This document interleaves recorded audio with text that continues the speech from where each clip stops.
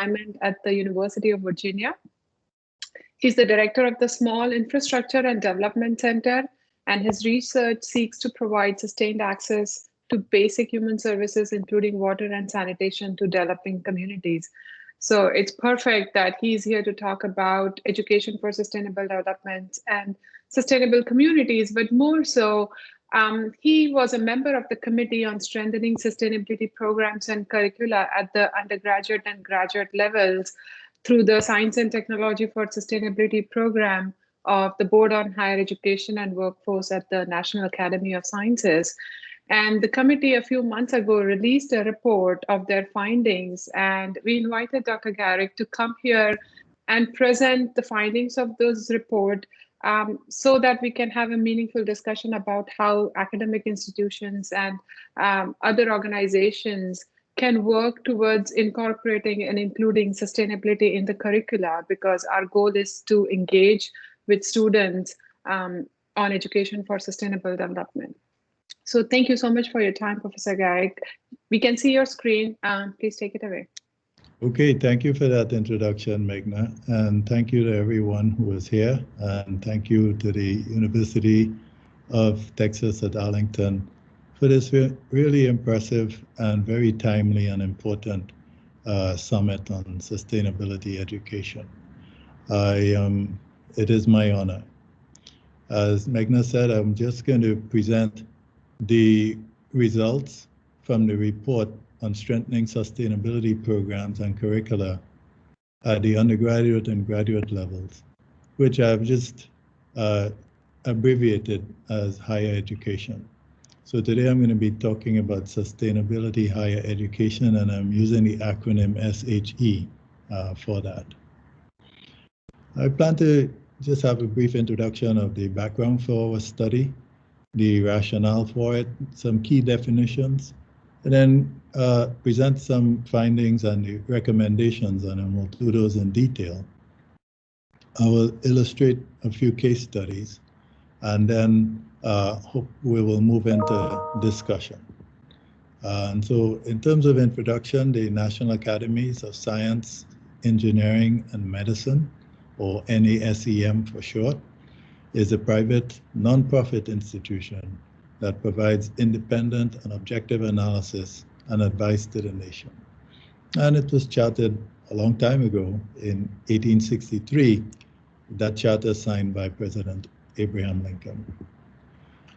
The rationale for our study is that over the past decade, and indeed probably much longer than that, the number of sustainability programs has increased dramatically, with growth in several ways. And those programs include certificates in sustainability, minors and majors in sustainability, and graduate degrees in sustainability, both in sustainability directly by name and in sustainability by inference or reference, such as in green chemistry or in many parts of landscape architecture, and a lot of other ways in which sustainability creeps into the demand by students for this type of education. In response to that, the National Academies conducted a comprehensive study to look into opportunities for strengthening sustainability education programs for undergraduates and graduates. And the process that was used to do that is to assemble an expert committee, of which I am a member, and I will present the other members shortly. We examined the available data and hosted a series of public workshops which invited many of the stakeholders in sustainability. We summarized the research and the feedback we got from the workshops. We also reviewed relative legislation, and then of course we prepared a report on sustainability in programs and curricula in higher education, which is the subject of my talk today. In going to the workshops, we addressed the following issues. The first was to identify current practices and the major advances in sustainability higher education. identify the key competencies for that education.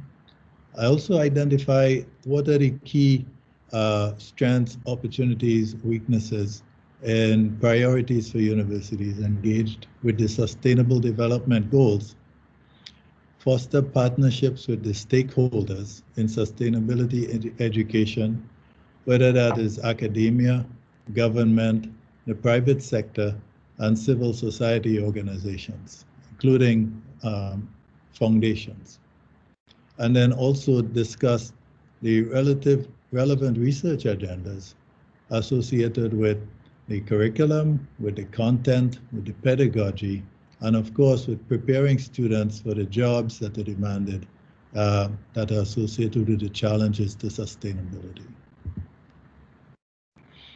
The scope of our project is again to examine those approaches and drivers for coherent competency and a skills-based curriculum for sustainability higher education. And that those competencies and skills should be tied or relevant to the global sort of driving force, which is the United Nations Sustainable Development Goals, as well as to the needs of the public and the private sectors.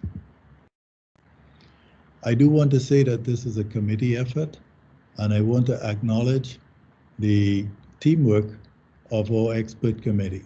It was chaired by Ann Kapuczynski, who is director of the Coastal Science Program at UC Santa Cruz. We also had on the committee Erin Bromagin from the Office of the Mayor of Los Angeles, Director for Olympic and Paralympic Development. We had Professor Arun Agrawal from the University of Michigan, Natural Resources and Environment Program. Professor Christopher Boone, who is the Dean and Professor of the School of Sustainability at Arizona State University, and Professor Dorsita Taylor, who is Professor in the School of Environment at Yale University. So my thanks to my partner committee members in all the work we did together to prepare this report.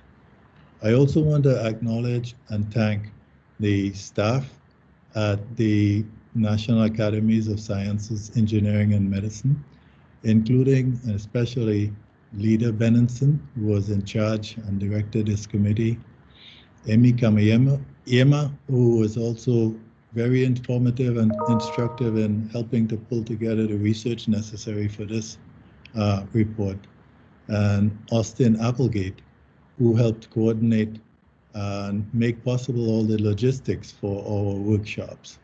I also want to thank Vaughan Tarikian, who is the director of the programs under which this particular study was conducted. So the way we went about our work was to host 3 workshops in which we solicited public input on the study.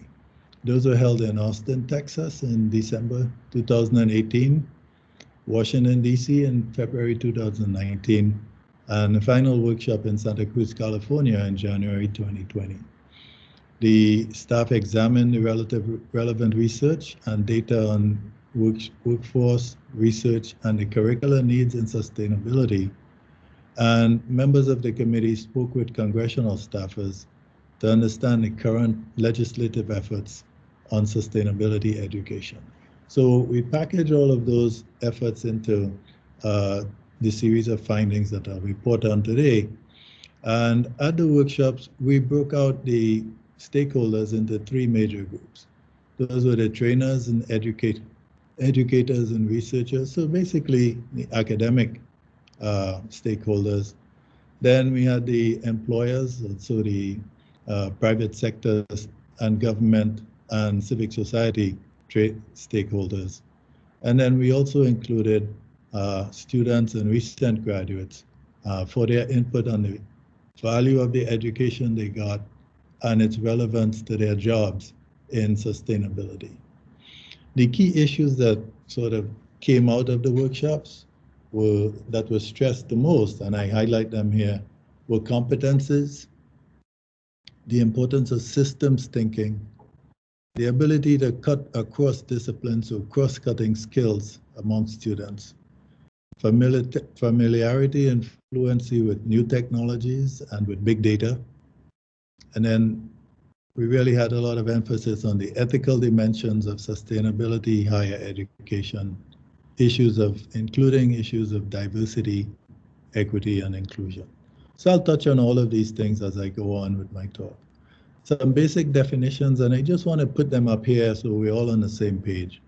We're using the NEPA Act 1969 definition, in which we want to create and maintain conditions under which people can live in harmony with nature, while also fulfilling our social, economic, and other requirements today, and of course, for future generations.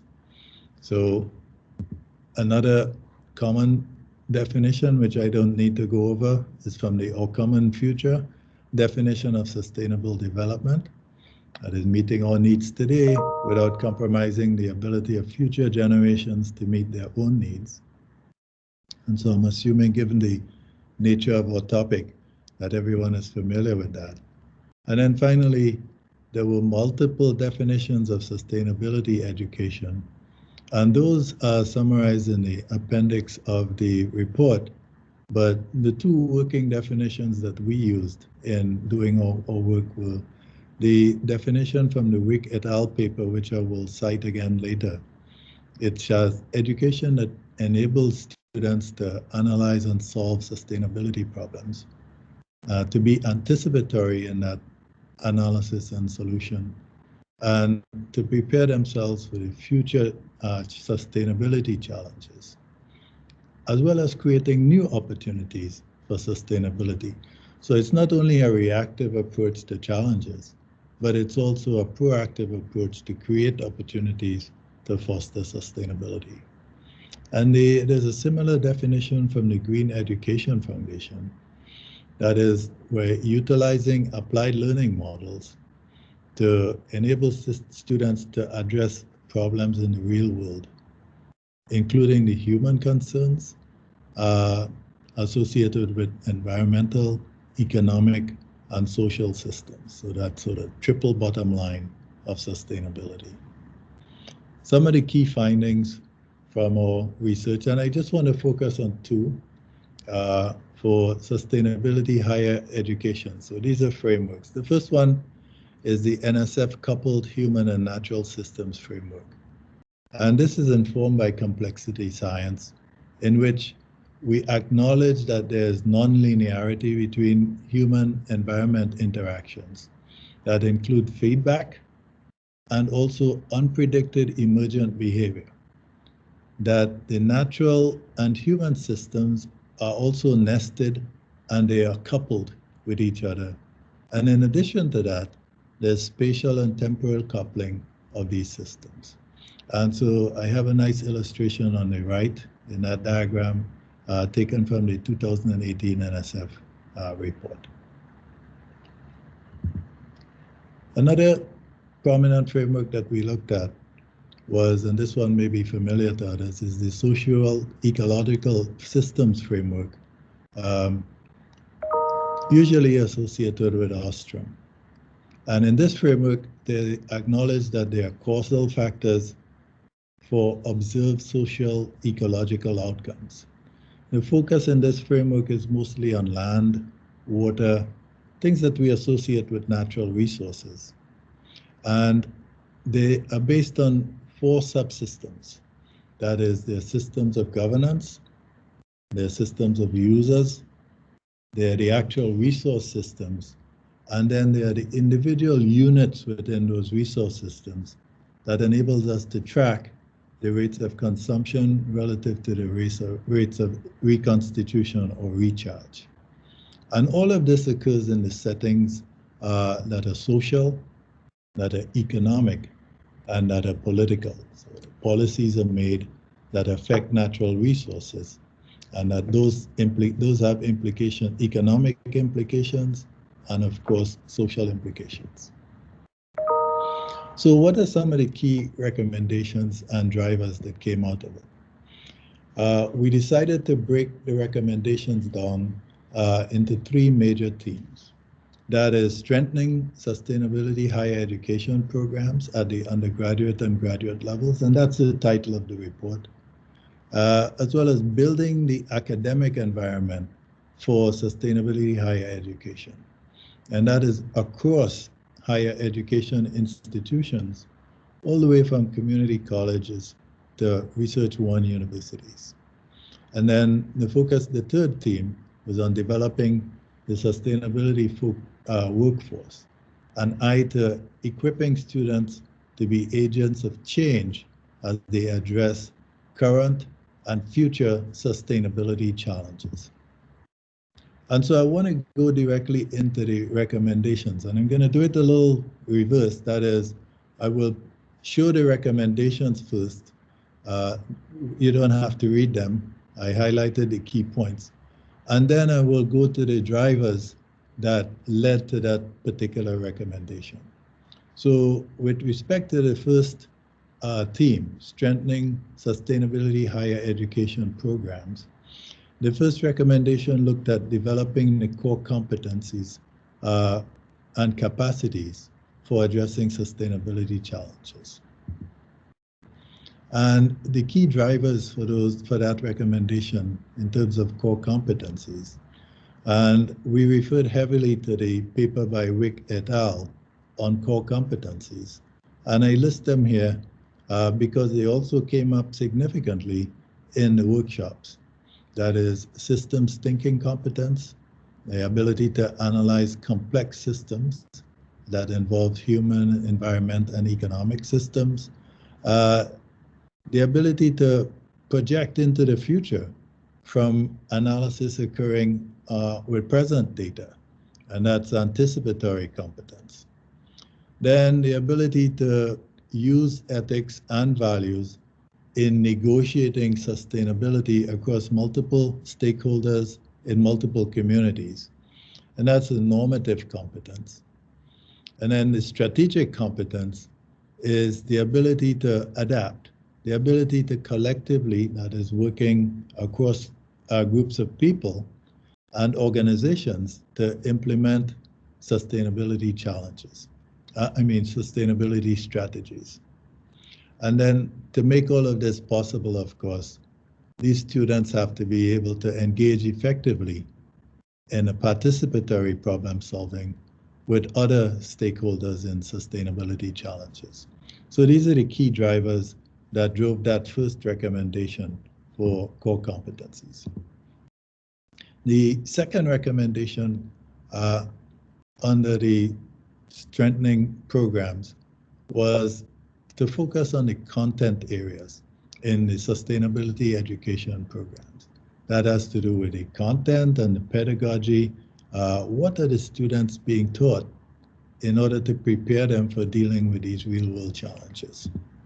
And some of the key issues that were drivers for this recommendation were the breadth and the depth of sustainability education options. And so if you want to think of breadth, you might associate it with more of a sustainability certificate in which a student gets a flavor of different aspects of sustainability across multiple departments or disciplines.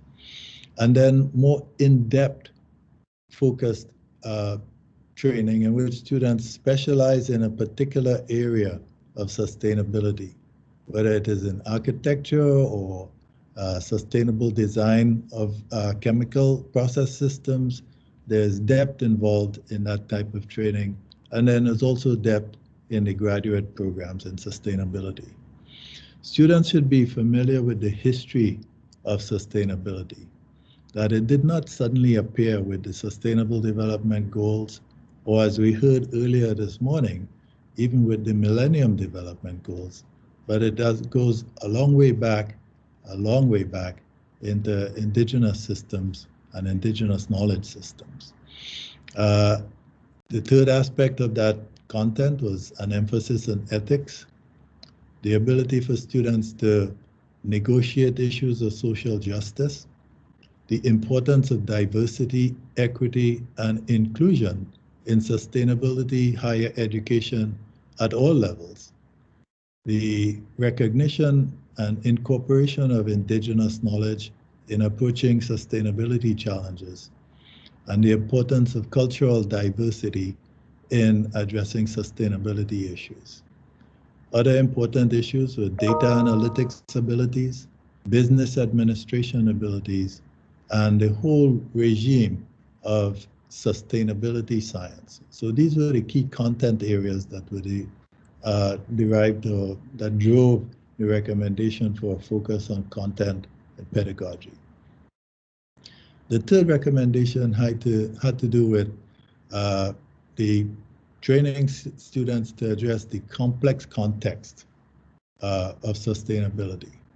And that includes being able to negotiate the complex interrelationships between organizations from different sectors. And in order to do that, it's important that students be immersed or have an exposure to experiential learning settings. And the drivers for this were that students must be able to understand sustainability in the context of basic human needs. That's something I work on. They should be able to differentiate between needs, wants, and how these relate to the carrying capacity of natural systems. And with that recognition, they should be able to translate their learning into effective action for sustainability. The experiential learning should take place, if possible, through immersion in these environments, in the business environment or private sector, in the government environment, the public sector, and in the nonprofit sector, in the civil society organizations. This could be done through internships, through student research, and through service learning, community engagement activities. I want to press on then with the second part of the recommendations, building the academic environment for sustainability higher education. And the key challenge here is because sustainability is in itself and by its nature a multidisciplinary topic or multidisciplinary issue, it must be possible within the academia, if they are to respond appropriately, they have to bridge the disciplinary silos within the academic environment. And that's not, I would say, being a faculty member, that is not something that comes naturally. And so it requires a commitment on the part of academic leaders to make this possible. And so some of the drivers for that particular recommendation on bridging silos were the need to foster interdisciplinary as an integral part of the higher education environment. That is facilitating such activities as team teaching across departments and across schools, engineering with architecture, with the social sciences, with medicine and public health. These are the types of interactions that are necessary. There should be incentives for that sort of collaborative teaching and research, and that the administrators should train educators or help them to be trained in appreciating the value and being exposed to the most effective methods of operating in this interdisciplinary domain. But in order for this to happen, it requires leadership at the high levels of the institution. The second recommendation under this team was to attract and support students with different backgrounds and lived experiences, as well as for attracting diverse faculty into the sustainability higher education effort. And in addition to that, there will be an explicit and expressed appreciation and valuation of indigenous knowledge as a driver in the sustainability higher education curricula. The drivers for this was the recognition that we are all better, research is better, design is better, when we take advantage of the diverse views and diverse perspectives on the challenges of sustainable development. And so it is crucial because of the many different communities that are affected by the challenges of the sustainable development goals, that the sustainable higher education be diverse, be equitable, and be inclusive. And so we want to be able to recruit graduates who, because the graduates will work in these diverse environments and contexts, we want them to reflect those environments and contexts. And so this puts emphasis on recruitment, on the retention, and the advancement of diverse students and faculty as well. There are multiple dimensions of support, and I must stress this, for students to succeed, especially, and I want to say it out, students from lower socioeconomic backgrounds. They need economic support, they need support in terms of mental health, and they need social support, things like housing and transportation and basic things that other people take for granted, like the ability to participate in internships and externships that are far away from their homes. And then we want to be sure that we graduate those students, that we recognize, in fact, that we recognize their accomplishments, and in the case of faculty, that we promote them into leadership positions within the institutions of higher learning. The third recommendation in this second theme is for the role of the federal government to include provisions for minority serving institutions, that is historically Black colleges and universities, Hispanic serving institutions, Native American serving institutions, and women serving institutions, and others.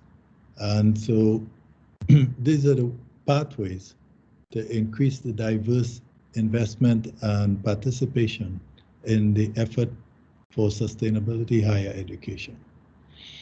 The second of these was the drivers for this type of federal support are already in place through the Higher Education Sustainability Act, or HESA, which was crafted in 2008 as part of the Higher Education Opportunity Act, which was left up to the Department of Education and the Environmental Protection Agency to be the main implementers. But that program was only allowed appropriated funding in 2010. So it was only 1 year. In 2019, it was reintroduced as a bill to fund the HESA program to broaden the range of agencies involved in sustainability beyond education and EPA. And you can easily imagine for issues like climate change, you would want to include the Department of Energy.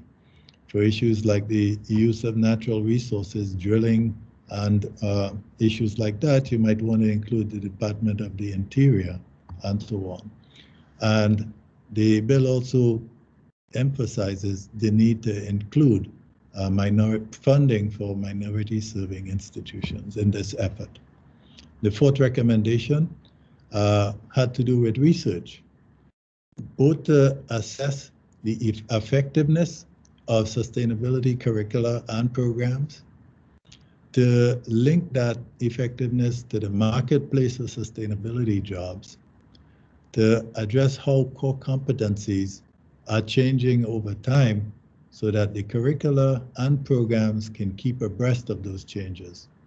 And then to keep an eye on what the world will look like after the Sustainable Development Goals end in 2030.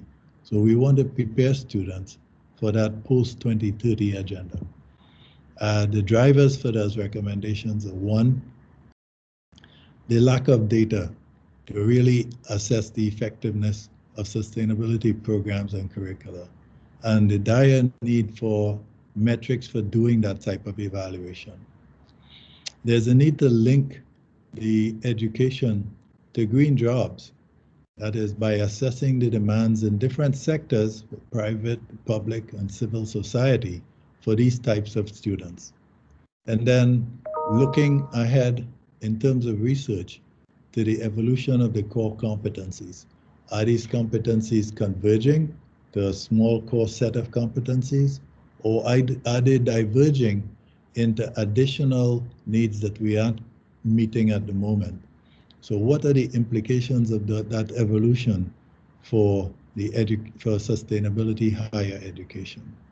And then we are still in the era of the Sustainable Development Goals, and so we want to enable students to participate in that program today, but be prepared for the life and world after the SDGs are over in 2030. And then the final theme, developing a sustainability workforce. We want to essentially create students, graduates, who are agents of change. They should be able to design, implement, and lead change towards a sustainable world. And they should be fluent in translating their knowledge into effective action to meet those challenges at the local level, the regional, the national, and the global level. Some of the drivers that we identified for this recommendation are the ability to initiate, manage, and implement change based on informed and experienced work. The students should be informed and they should be experienced in working with the many different ways and complexities of sustainability challenges. This should happen while they are in school and prepare them to use those skills, those cross-cutting skills in their careers across different sectors based on the demands in those sectors. It involves multiple disciplines, so students should have the opportunity to get both the breadth and depth of training and sustainability. And we also want to be able to harness the very vibrant student enthusiasm for change. They want to change the world, and we should equip them to be able to do that by providing them with majors, minors, certificates, graduate study in sustainability. The second recommendation for that third theme is a focus on professional societies and the roles they can play in fostering sustainability higher education, in providing a forum for convening the different stakeholders, for building partnerships across those stakeholders, for offering through their professional memberships and members formalized training and mentorship of students, for providing models for assessing sustainability education programs, especially in terms of their relevance to the professions. And then finally, in analyzing the employment sector for sustainability-focused jobs. And these recommendations were driven by these sort of aspects of professional societies, the ability to enhance collaboration, and if we do get to that point, the ability to foster or promote or facilitate accreditation of sustainability higher education programs. And I have some more to say about that. Right? So convening is, again, across academia, industry, government, civil society, and also with an eye to the international aspects of sustainability and sustainability higher education. A focus on setting standards and parameters for program evaluation, especially facilitating data collection across the different stakeholders. And then their role as possible facilitators of accreditation for sustainability higher education program. Though I have to say that this was met with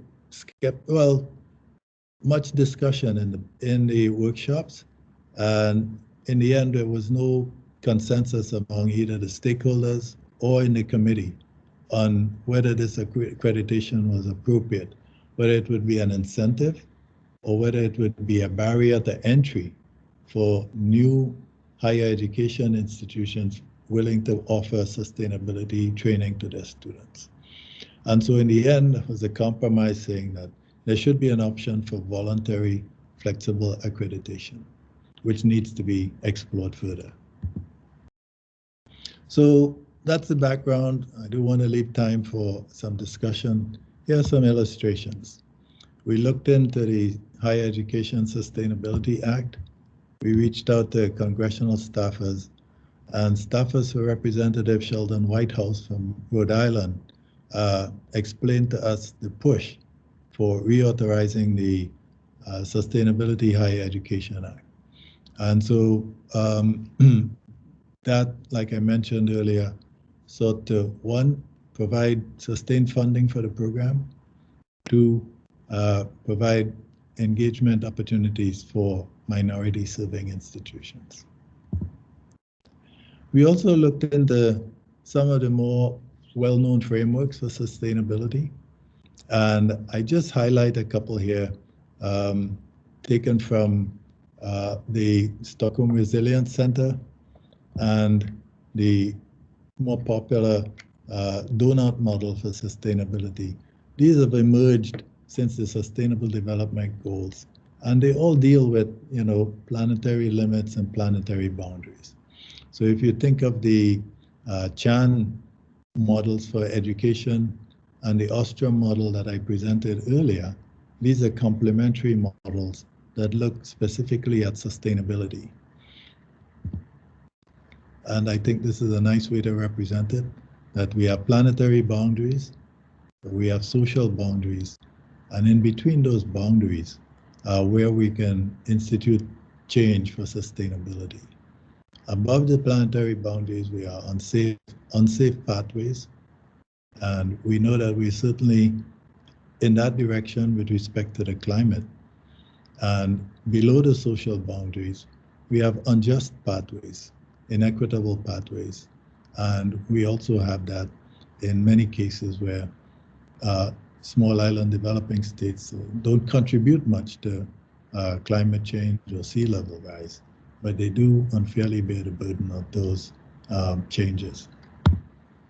So we all are familiar with the goals, and I would say, just from my opinion, that we have cross-cutting directly the goals 4, quality education, goal 8, related to jobs, green jobs, goal 11, a look at sustainable communities, and goal 16, peace, justice, and strong institutions, and we are focused on institutions of higher education, and then partnerships across sectors, academia, the public sector, the private sector, civic society, and of course, communities.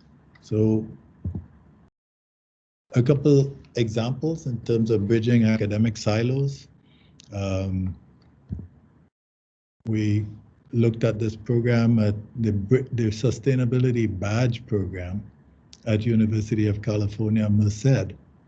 It's an interdisciplinary curriculum with majors, minors, graduation requirements, and they use their campus. We heard someone mention this before in the first speaker. They use the campus as a living lab for sustainability. And they are creating new institutional units specifically focused on sustainability. So that would be one example.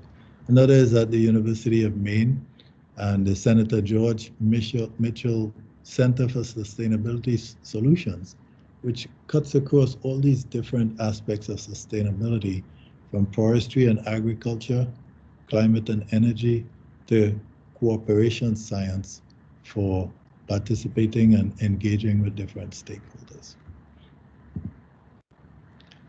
And where would we be without, significant leadership by the first School of Sustainability in 2006, and our own Chris Boone was a member of the committee and dean of the School of Sustainability at Arizona State University, and the multiple sub-programs and curricula that they have to address sustainability education.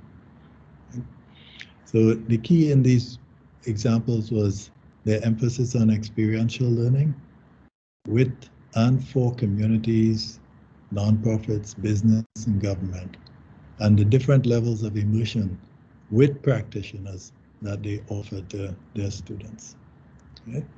And another good example of that is the program run by another committee member and a committee chair, Ann Kapuczynski at UC Santa Cruz. They offer a program which is intensive 12-month program for a 2-year master's degree in sustainability, in which the students co-design a solution to a sustainability challenge with their partner organization. I wanted to close out my formal comments with this emphasis on diversity, equity, and inclusion, which was one of the topics that I paid particular attention to in the report. We had two motivating questions. One, how to broaden access to sustainability education for historically underrepresented groups. And two, what are critical barriers to access to students from these groups? We do have a couple of things, and I just wanted to go through some basic definitions. We recognize that diversity is about difference, not about individuals. So it's an attribute of groups rather than individuals. And so we can't depend on recruiting one student from a particular group to make a program diverse. Rather, it is about addressing the needs and interests of groups of people. And it is those groups of people in an organization that makes an organization diverse. Second, equity is about ensuring that members of the community, and I'm talking in this case about higher education institutions, that they feel welcome and they feel that they're getting their needs met. And so it's a concept in social justice, but it is about meeting the needs of people where they are. And then thirdly, for inclusion, I like this saying by Verna Myers, which says, diversity is being invited to the party, but inclusion is being asked to dance. It's about having your place within the institution.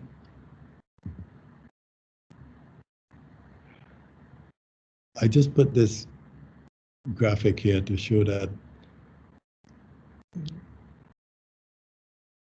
Hispanic and Black males and females are significantly underrepresented in the STEM workforce.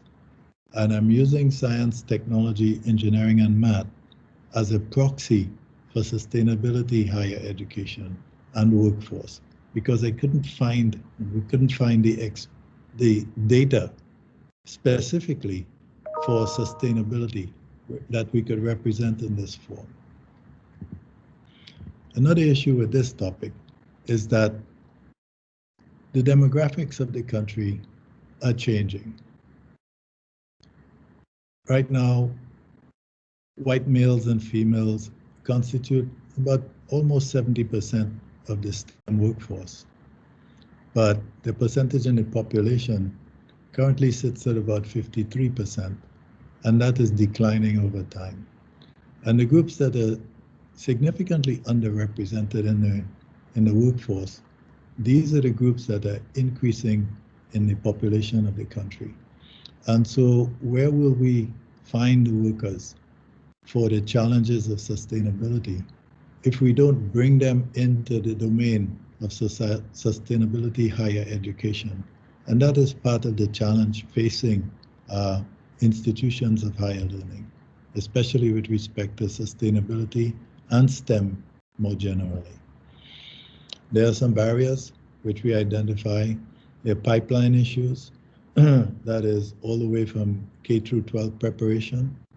There's the culture of on campus, including affordability, accessibility, especially we think of accessibility, physical accessibility, feelings of inclusivity, the need for cohorts of students rather than individual students, and opportunities to engage with other activities in the academic environment while they are there. Students need to see faculty and role models that reflect their identity and their lived experiences. The curricula should also reflect their identity and lived experiences and their perceptions of the challenges of sustainability. And so should the programs that are offered by higher education institutions. And that faculty, administrative staff should be able to progress in these institutions through the ranks. And this would include other options, especially for students graduating for sustainability practice in the public and private sector and in nonprofits. So these are a combination of structural issues, procedural issues, and issues of culture within the organization. We need leadership at the institutions of higher learning and in other institutions such as the National Science Foundation that can push institutions in this direction and focus on retaining and advancing faculty of color and management and staff of color, pathways for increasing or widening the pipeline for students to get in, and changing the culture or the ecosystem at these institutions so that students and faculty and staff feel included. And then, of course, diversifying the sectors and opportunities for sustainability practice. And that requires leadership at the institutions. The international connections for sustainability higher education, because that is the scope of the Sustainable Development Goals. The goals are stated at the global scale, but they are implemented ultimately at the local scale. And so graduates have to be able to appreciate that their work at the local level is tied and keyed to global priorities. And so that means a focus on evolving core competencies and a balance between sustainability and sustainable development.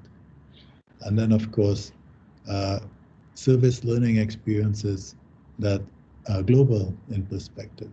So mutual exchanges between students from different countries as a way to broaden this focus or this perception of the challenges of sustainability. So I want to end there for my talk, my formal presentation. That's a summary of the report. And I want to open us up to these two questions. Just from this diversity, equity, and inclusion is how do we broaden access? What are some critical barriers to access? And I also want the audience to help me in addressing these other questions. Where have you seen promising practices for fostering partnerships, that is, bridging academic silos or disciplinary silos? And how do you reference the Sustainable Development Goals or other frameworks in your curricula and programs? And so with that, I want to thank you again for giving me this opportunity. And I will stop my talk and ask if there are any questions or discussion. Thank you. Thank you, Professor Garrett.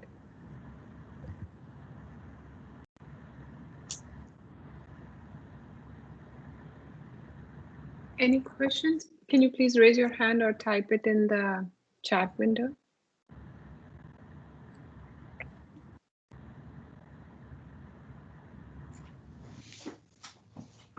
Magna, I believe that most of the attendees are muted, so if you wanted to read the questions from the chat, that may work best.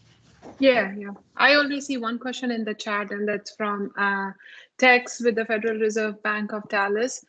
He says, what are your thoughts on President Biden's executive order on climate change?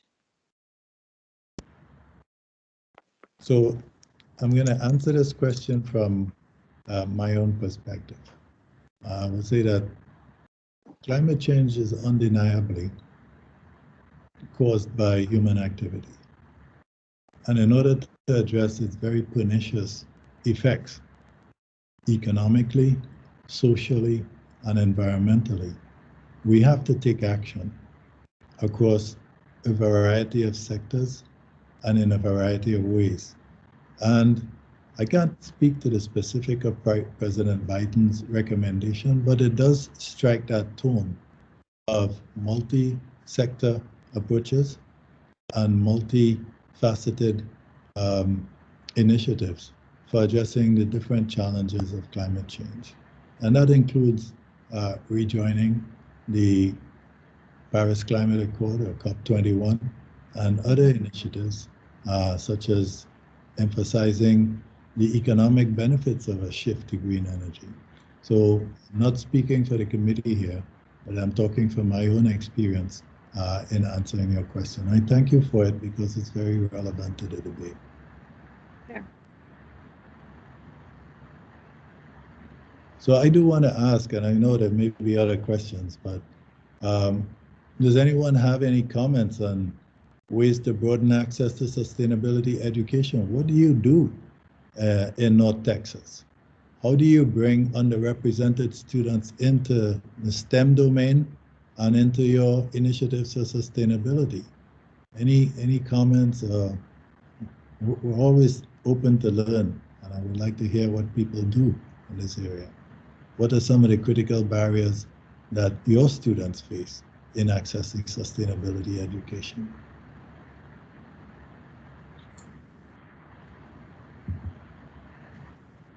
Anyone?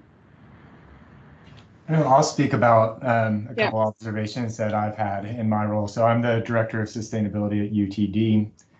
And there's been a couple barriers that I think the Sustainable Development Goals are helpful with, where first, the field of sustainability can sometimes be nebulous to students. And so having the Sustainable Development Goals as a definition for the field of sustainability and speaking to those as principles and the application for the education that they're going to receive is really helpful. And it makes the field less nebulous. And it also can address the second piece of the barriers that I've seen, where with these issues feeling so big, oftentimes students don't feel that they have agency to create a positive change. And so what I challenge students to do is to reflect on their major, their passions, their interests, and what they bring to the table. And then think about what they can do with what they have and where they are in order to create a positive change, what they might do after graduation to keep that change moving forward. So I lean on those sustainable development goals, especially to engage students that are even outside of STEM. And my message is often that, we could be doing a lot more with what we already know. So we know that we have technologies and we have policies that we could be pursuing, but what we lack is a culture to pursue them.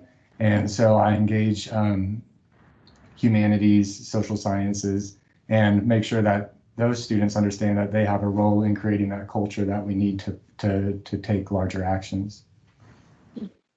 Yeah, it sounds like, I'm sorry, go ahead. No, go ahead. No, it sounds like you're saying that you do have some traction in crossing or bridging disciplinary silos. And that's really impressive that you will be able to accomplish that. Yeah. And I wanted to echo that too. Oh, I see there's a hand raised. I didn't want to.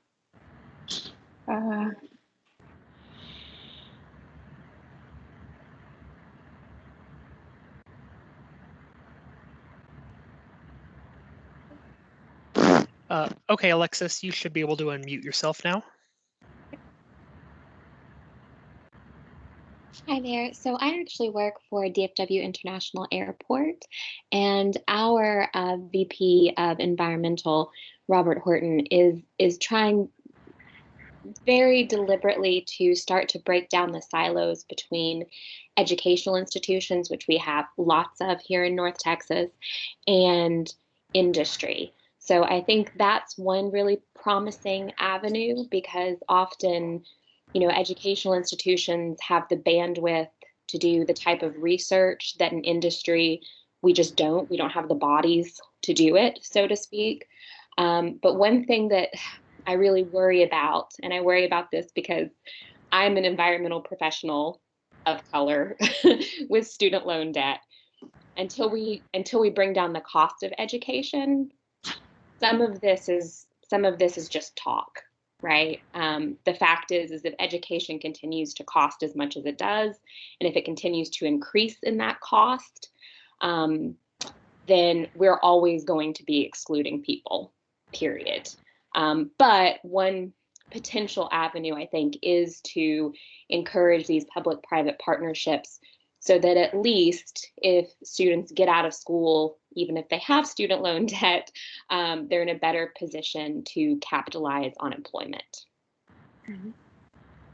Yes, that point was raised many times by the student panelists in the workshops, and we took it, into consideration very significantly. It's the cost, it's the access, it's that support for students, financial support, and other dimensions such as, like I said earlier, social support with housing. In some places, housing is costs as much as tuition or more. And so I take that comment to heart. Thank you. Thank you. We have one more question, Maria. Cuz, can we unmute her? Oh, go for it, Maria. Yes, that should be functional now.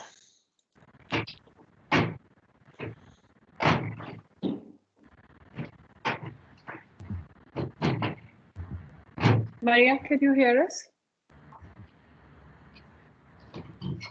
Maria, you should have access to press the microphone icon to unmute yourself now.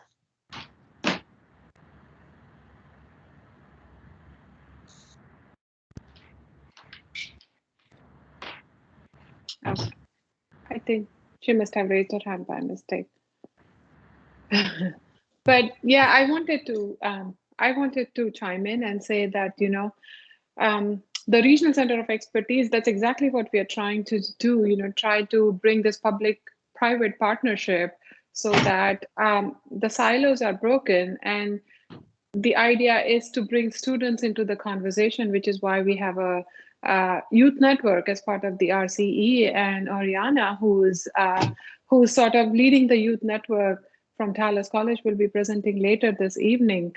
But I attended one of the workshops that led to this report in Austin. And one of the conversations that was repeated was sustainability should be taught as a basic coursework for every educational institution. It should not be an option, but something like a civic lesson where everybody understands and takes a course in the basics of sustainability. Because in my experience, every time you teach a student about sustainability or SDG, it's like a light bulb has lit and they finally make the connection. And, the SDGs are unique because they are so interdependent on each other. And once they realize that working on something like water conservation or planting tree or recycle affects everything else, it kind of gives them the motivation to work towards it, and they want to know more and they're hungry for more. So this report was really good when I read it because it gives academic institutions sort of a framework or a call to action of the steps that they can take to incorporate sustainability in the curriculum and specify how each course is linked to an SDG. I think that would be amazing if every university can do that. Okay, well, point well taken. We focused on higher education, but sustainability is also a compelling need in the K through 12 curriculum as well. So the earlier students are exposed to formal structures for sustainability, I think the better for them in terms of their preparation to address it in college. Right. Yes. Do we have any more questions in the chat? No. Okay, so we can be the first generation to succeed in sustainability. I do want to thank all the foundations that supported this work by the committee, and I do want to thank you again and all your participants for this opportunity to share our work with you. Thank you. Thank you so much for your time today. And I did share in the chat the link to the report, the PDF that can be downloaded, so everybody has access to it. Thank you so much. Okay, will people be able to access the recording on the Summit website? Yes, Okay, we will post excellent. that. Yep, yep. Thank Okay. you so much for your time today. I'm very grateful. Okay, bye. Take care. Bye.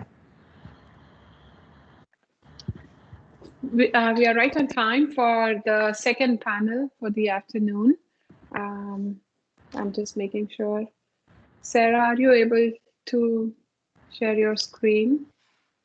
I don't actually have a presentation, so I was just going to talk a little bit and introduce the speakers and let them kind of take the reins and share their presentations. Okay, well, that's great. So our second panel presentation today is on SDG 4, quality education. And Sarah is our moderator for the panel, and she is the City of Plano Sustainability and Environmental Education Supervisor.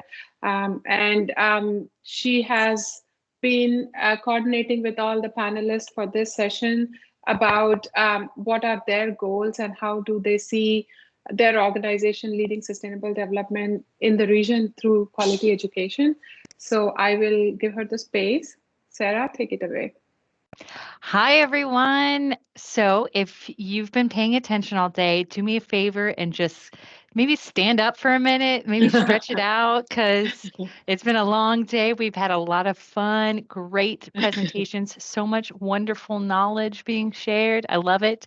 So just do me a favor and wake up if you have eaten lunch and are starting to get those sleepy eyes, and maybe just stretch it out. I'd also want you guys to be engaged during this panel discussion. So if you have any questions, if this sparks your brain and you have any ideas or just things you want to write down, please feel free to use that meeting chat.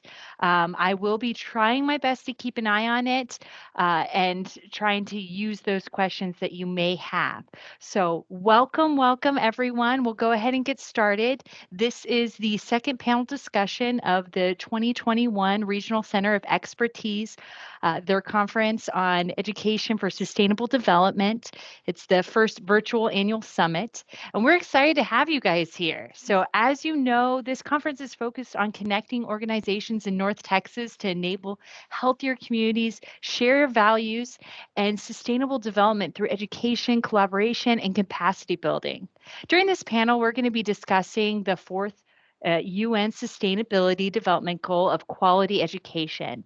So this goal focuses on ensuring inclusion and equitable quality education and promoting lifelong learning opportunities for all of us. So with us today, we've got 4 amazing women. So I just want to stress how excited I am to be a part of this and moderate this discussion with these local experts who actively are working in the field to promote sustainability through education and awareness.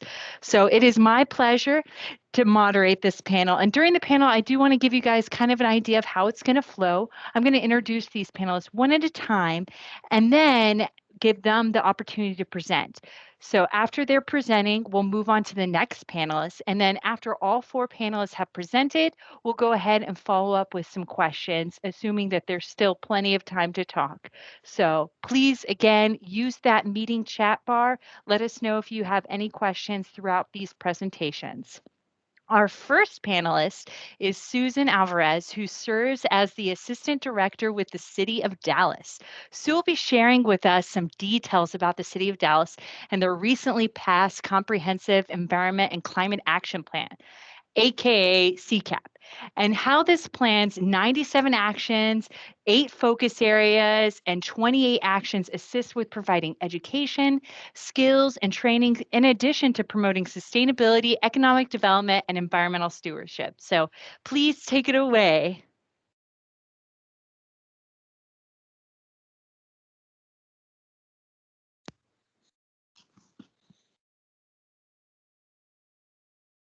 And you are muted, Susan, but we do see your screen share. There, is that better? Yes, ma'am. Awesome. Thank you for letting me know. So I'm so excited to be here today, and I'm so excited to be a part of this conference because it builds on some of the work that we're doing here in Dallas. And I'm kind of going to do a kind of a segue between our CCAP and the UN Sustainability Development Goals, and then kind of focus in on some of the places where and why education for sustainable development is so critical to our ability to implement this plan. So first of all, kind of an overview of the climate mayors, kind of what's going on with the White House, and this kind of builds on some of the questions that were asked to Mr. Lewis. Very quickly go through our local climate drivers, how we got to the CCAP, and then do the segue into the UN sustainability goals and specifically how we're looking at sustainability goal number 4 related to quality education. And I would say in a nutshell, it's one of those teamwork makes the dream work kind of things. We have all kinds of fantastic partners that we really enjoy working with and really rely on to make sure that that education piece is there. So some of you may know we have a climate plan. What you may not know is we're not alone in doing this. There are over 400, almost 475, almost 500 cities in the US alone that have adopted similar climate plans and have committed towards upholding the climate goals of the Paris Agreement. So it isn't just crazy Dallas out there doing their thing. We got a lot of crazy people with us. One of the big things that is driving our efforts is Texas leads the country in billion-dollar-plus climate disasters. We've had over 100 here in Texas, and we lead the country in all 10 areas where the Weather Service and the National Oceanographic and Atmospheric Administration collects data. So we lead even in freezes. What do you know? Go figure. So, and the scary thing is for us is that as we look at it from the 1980, which is when they first started collecting these data, up to 2020, the numbers of these events are increasing, and the numbers in what we have paid out in disaster-related costs is increasing. As kind of a point, some of the economists are saying that our little winter adventure at the end of February probably has as much in related damages as Hurricane Harvey. And that's not something that we normally associate with North Texas, but that's our reality right now. So we've been on a climate planning pathway for a little bit now. This lovely, I guess it's a, I don't know what you call it. It's a very nice gift that we got from the UN Foundation here in Dallas in 2019 for our work towards the Resilient Dallas Plan and our work towards the CCAP. And it was under the category of SDG 11 for sustainable cities and communities. You can see that we've been trundling along. It takes time to do this. And it takes a lot of work from a lot of people inside and outside the city. This is not a City of Dallas alone initiative. We were very thankful that Mayor Johnson, when he came on board, committed to upholding our commitment to the climate mayors, looking at equity and inclusion, looking at common sense solutions, and across the board, we've been challenged to do things that are common sense, not crazy, things that will help us save money over time, and things that will help us be more resilient over time. So as I said, environmental justice is in the middle of everything we do. Our plan is comprehensive because we're addressing mitigation, which is those things that reduce the emissions that are driving climate change. It's adaptation. How do we freeze-proof our homes? How do we manage disasters? How do we protect our infrastructure from being impacted by disasters? And then last but not least is improving sustainability and the quality of life through goals related to improving our local environmental quality. So we developed a plan. We have 8 primary goals, everything's from buildings and energy to clean air. We say A to Z, air quality to zero waste.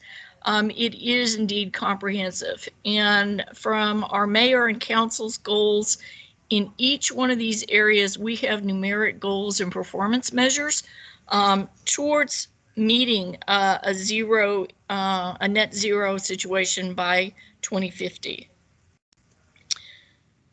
So I feel kind of bad for our consultants because we gave them all of our existing plans to look at and then said, after you've done looking at our existing plans, look at what other cities are doing and see what they might be doing that we might not want to adopt. And so we started from about 400 different actions in these 8 areas, and we looked primarily at that first primary benefit, the mitigation, adaptation, environmental quality. We have 11 actions specifically focused on environmental justice, but then we really dove into the co-benefits, and that's where we have the segue to the UN Sustainable Development Goals.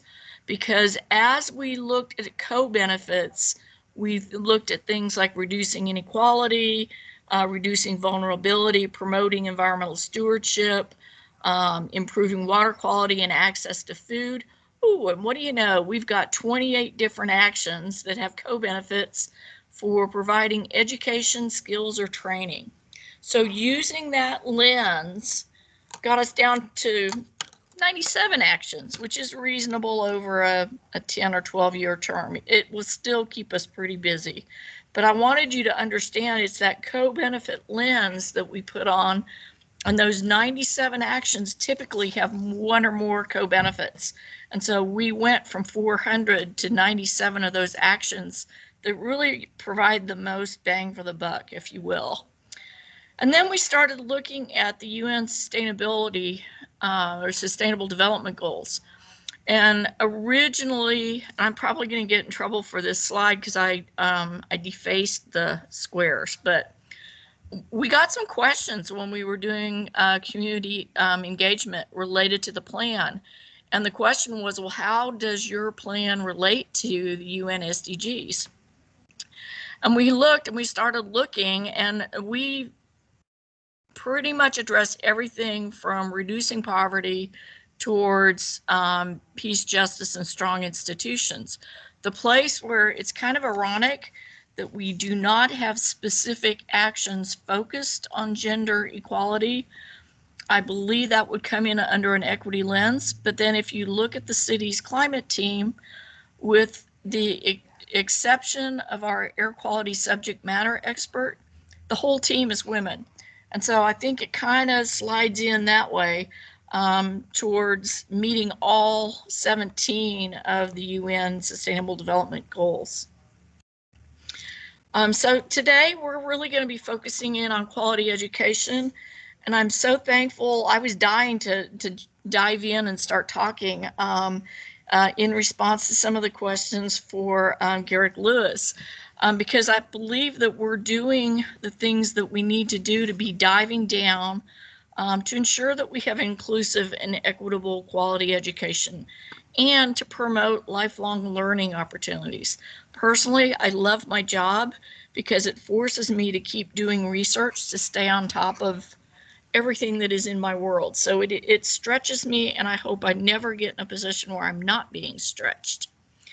So we got our plan unanimously adopted May of 2020 during the shutdown. It was delayed from Earth Day because we wanted to make sure we had public input. But at that point, our overall city budget was in the toilet, and we didn't know how it was going to come out. And with all these measurable goals, there was the desire to have an implementation plan. And originally they said they wanted us to meet all of them, or 92% of them, the first year. And so we had to go back and explain, well, this is a 30-year plan. And so we kind of want to do what we're able to do. And so we looked at really focusing in on this first year on the education and outreach in order to build our capacity and build our community's capacity towards implementing some of the harder things. So the approach to implementing our plan is based on education and outreach. And then I went back, and this was kind of a fun exercise, and I saw that Katie Evans was on this call, and I was pestering her yesterday for this. We went back and looked in each of the 8 areas to see where we had specific actions focused on education. And in the top was in the energy goals. So, and with the legislature doing what they're doing, we're seeing where there is a increased need for education on energy efficiency, on types of energy use in our different buildings, and in looking at different types of power for our buildings towards a greater resilience. But you can see in each one of the areas within the CCAP, we've identified one or more really critical goals towards providing education related to how people and businesses can implement actions that help the overall environment in Dallas. And then, you know, when I started out, I said teamwork makes the dream work. We are not able to do this by ourselves, and we have a whole lot of partners. And I will tell you straight up, please don't get your feelings hurt if I didn't include you on this slide. We are working with as many of the local schools as practicable, from Dallas ISD up to UTA and SMU. We are thankful and grateful for the nonprofits like Green Careers Dallas and NTREG and our friends over at Texas Trees for the work that they're doing to help provide education to the public related to sustainability. Jen Sanders with the Dallas Innovation Alliance is going to be talking in a little bit after me, but she's got some great things that we're hoping to partner with her organization. So we have a lot of fabulous partners in the education realm that we're excited about working with, and that we're really grateful to be able to work with towards improving education in general and improving sustainability education in particular. So I want to kind of raise this as a case study. I also do work with City Lab High School, which is basically across the street from City Hall downtown. It is a choice school in the Dallas ISD. It is, they have 3 primary curricula, and it's not your traditional high school in any way, shape, or form. It's a lot of project-based learning. Their 3 focus areas are urban planning, architecture, and environmental sustainability. And what I love about this school is, again, it's project-based learning. They have a lot of things to support the students. They have, in particular, it's a unique, they call it the Triad program, but it's a form of student mentoring that pairs students with both industrial personnel and also university students that are studying in these areas. And so they get to know, while they're still in high school, really kind of what the real world looks like and how on earth they would use what they're learning in high school in quote unquote real life. And so I really like this as a different model for school, because I think it really does help do that dive down with getting classwork on sustainability down into at least the high school level. We have worked in the past with the Dallas Environmental Science Academy, which is a middle school focused, again, it's track learning. But they also have design contests. They have real projects. For those of you on this call that are doing work in architecture, urban planning, you know that a big piece of that is doing presentations. And these students are getting presentation skills that are invaluable as they move forward in life, whether they go forward with college education or not. And then last but not least, and I'll shut up and let my esteemed partners on this panel take their turn, a shameless plug. The 4th annual North Texas Climate Symposium is in a couple of weeks on April 16th. And this year we are focusing on the business case for climate action. And we're really excited about the speakers. I think it's going to be a wonderful event. And with that, I will shut up and either take questions or let my friends on the panel speak. Thank you so much. So much great information. So I am going to go ahead and introduce our next speaker. We are joined by Dr. Melanie Sadler, a professor at UTA Arlington. Her research on food and flora waste have been developed into the Fleet Fuel 4H framework. Dr. Sadler will discuss development of her framework and its application to case studies. So take it away, Doctor.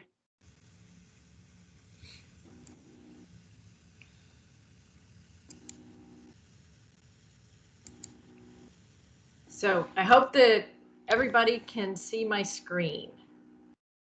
Yes, we can see you. Great. So my presentation is in the education section, but it actually bridges the sustainable development goal of education and sustainable communities. At UTA, we love to get students involved in research. And research can help the students apply what they're learning in the classroom to real world problems. And so on this particular project, I've got pictures of 5 of the students that have worked on this project. We've actually had 9 altogether. They have been graduate students, but we get undergraduate students involved in research at UTA as well. So the project that I'm going to be talking about is food and flora waste to fleet fuel. So we got the alliteration going. So it's F4, development and application of the F4 framework. The project was funded by CTED, Center for Transportation Equity Decisions in Dollars, which is funded by U.S. Department of Transportation. So introduction, we'll talk about the F4 framework, Dallas case study, and ongoing work. So according to the U.S. Environmental Protection Agency, the average American generates 248 pounds of trash each year. That's a lot of trash. It's also a valuable resource. So what if we could convert this food waste and this yard waste to this fleet fuel? So UTA students are exploring doing just that based on today's technology, anaerobic digestion. So what is anaerobic digestion? Well, I've got a lot of things on this slide, but we're going to break it down. We start with organic feedstocks. So the organics can be things like food waste and flora or yard waste, like we saw in the first slide. They can also be things that come from agriculture, so manure, crop residue. They can also be wastewater treatment plant sludge, fats, oils, and grease. So we take these organic feedstocks and transport them to an anaerobic digester. So anaerobic means without oxygen. And digester refers to the fact that we have microorganisms that are going to digest or feed on the organic feedstock. So we have microorganisms with no oxygen. And under those conditions, the microorganisms produce biogas. So biogas is 50 to 60% methane. So you probably know that natural gas in your home is 70 to 90% methane. So biogas is something like natural gas that we can use as an energy resource. So we remove impurities from the biogas, and then we can do a number of things with it. So there's a number of different end uses. We can remove impurities and upgrade biogas to pipeline quality natural gas. That tends to be rather expensive. We can also convert to vehicle fuel, and that was the original goal of this project since it was funded by US DOT. So we can make compressed natural gas or renewable natural gas as a vehicle fuel, or make electricity for electric vehicles.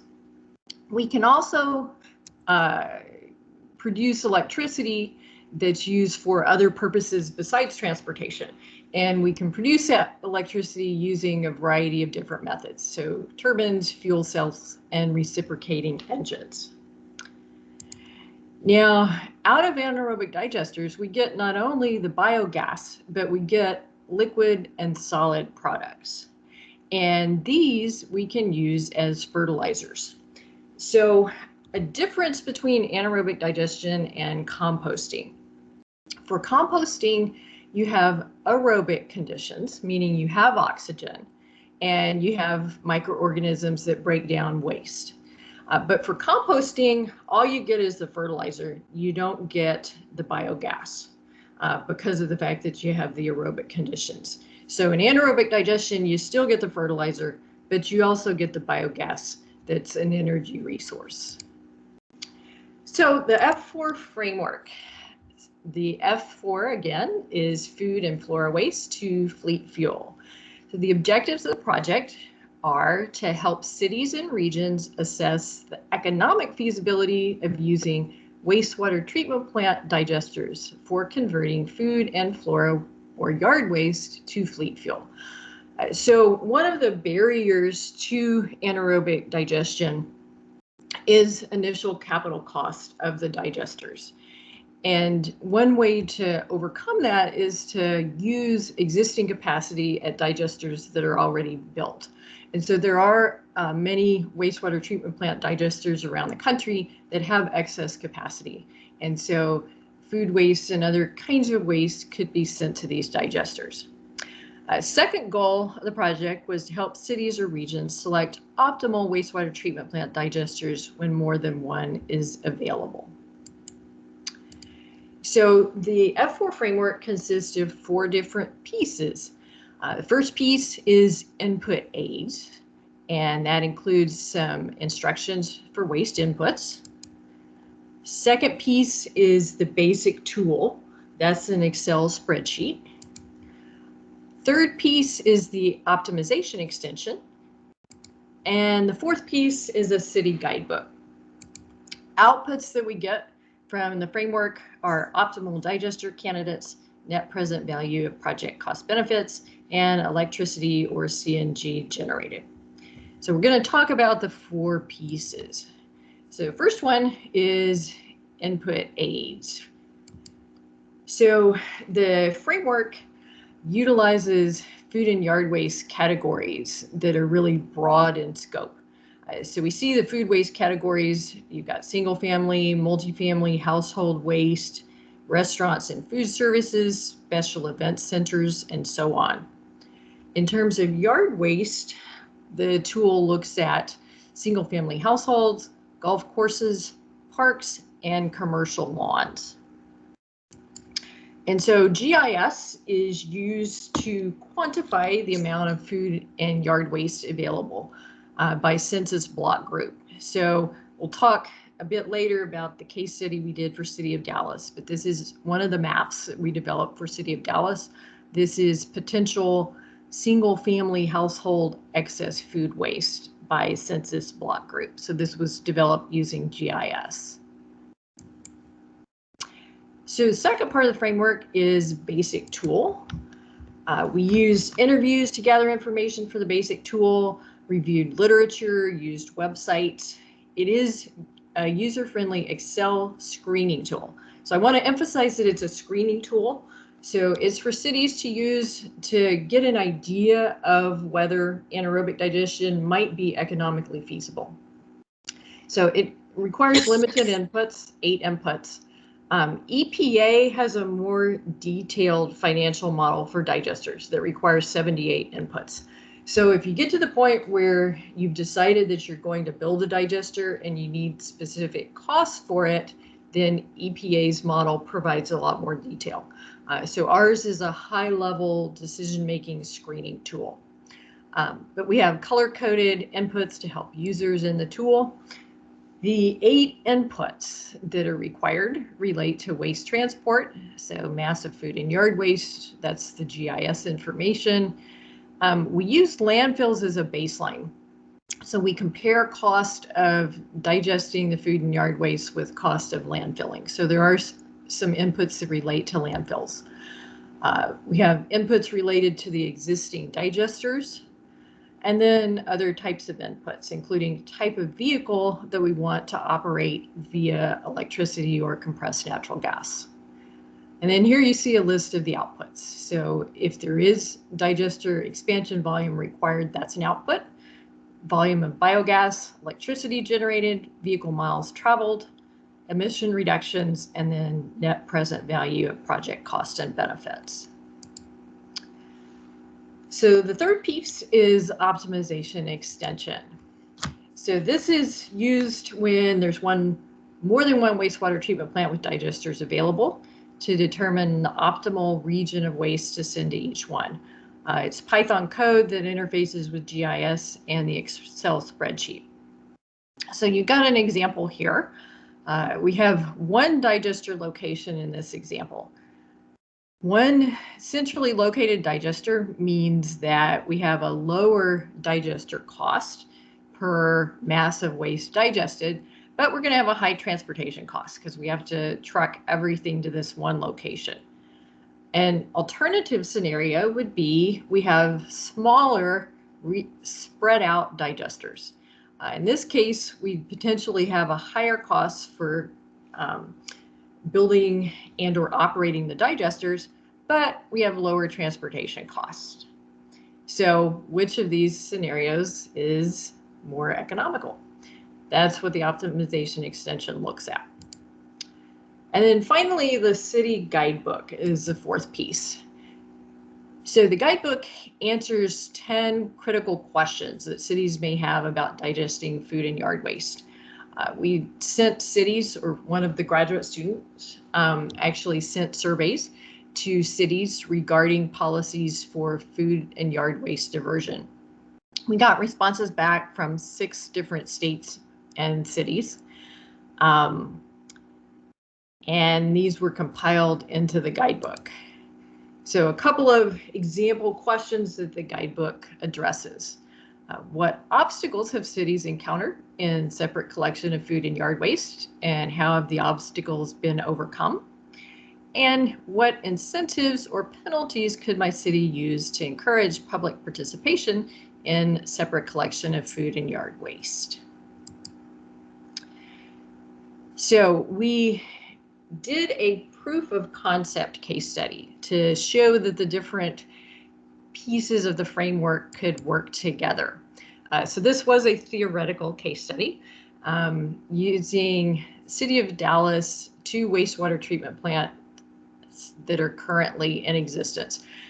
So the Central does not have a digester, and the city actually would probably, well, there would be some hurdles to overcome to actually put a digester there. So I'm not sure that they would really want to do that. But again, this was proof of concept just to show that the framework would work.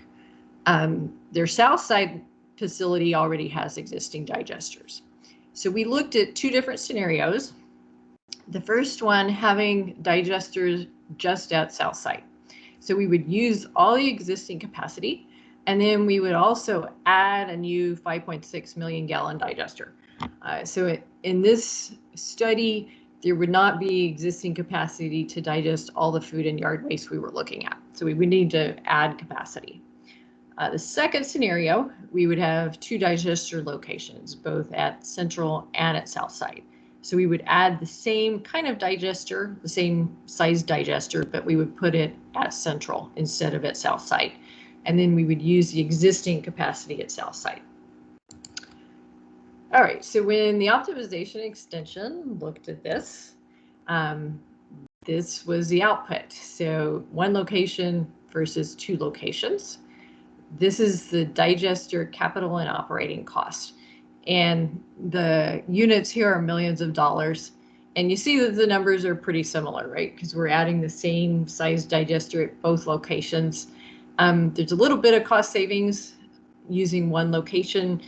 We just need 1 grinder. If you have 2 locations, you need 2 grinders.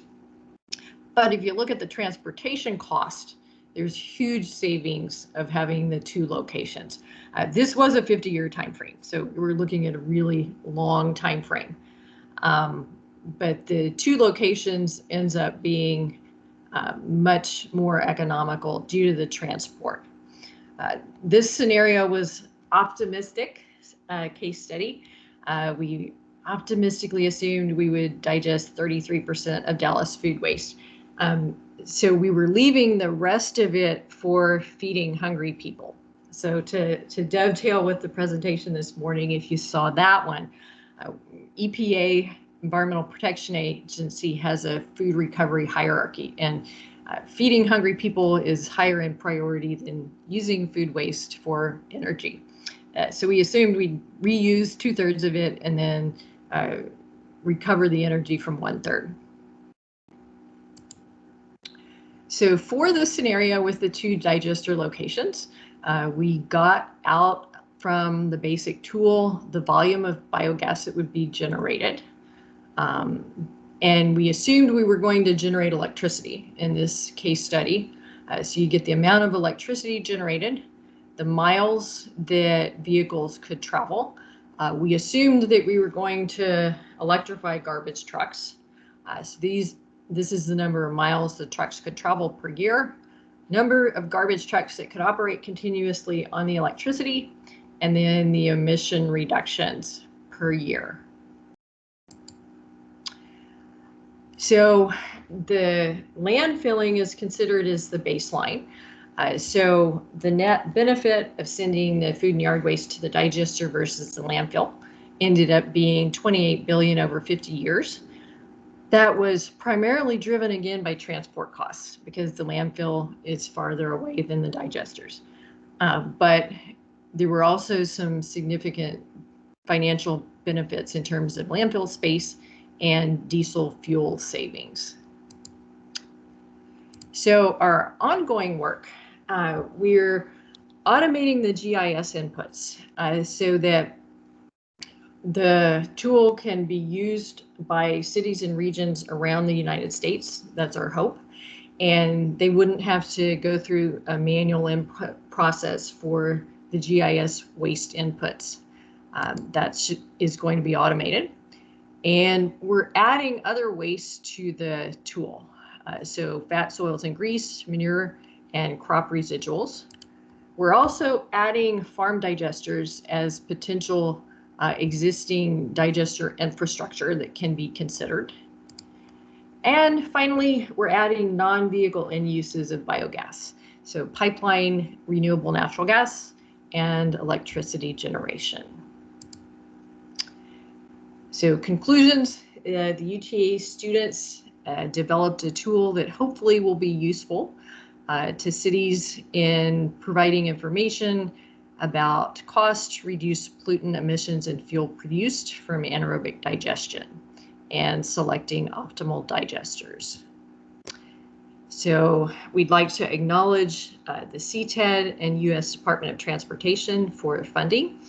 Our stakeholders on the first phase of the project were North Central Texas Council of Governments and City of Dallas and the Dallas-Fort Worth Clean Cities Coalition. So the basic tool itself is available, and the city guidebook is also available on the UTA website. Great. Thank you so much. I really appreciate it. And so we're going to move on next to, I'm excited to introduce Jennifer Sanders, who is the Executive Director of the North Texas Innovation Alliance.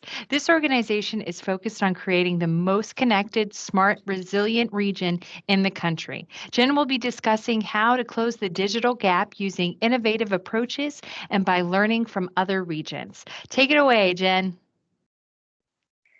Thank you so much. I'm going to try and, despite being in a tech organization, can you all see my screen?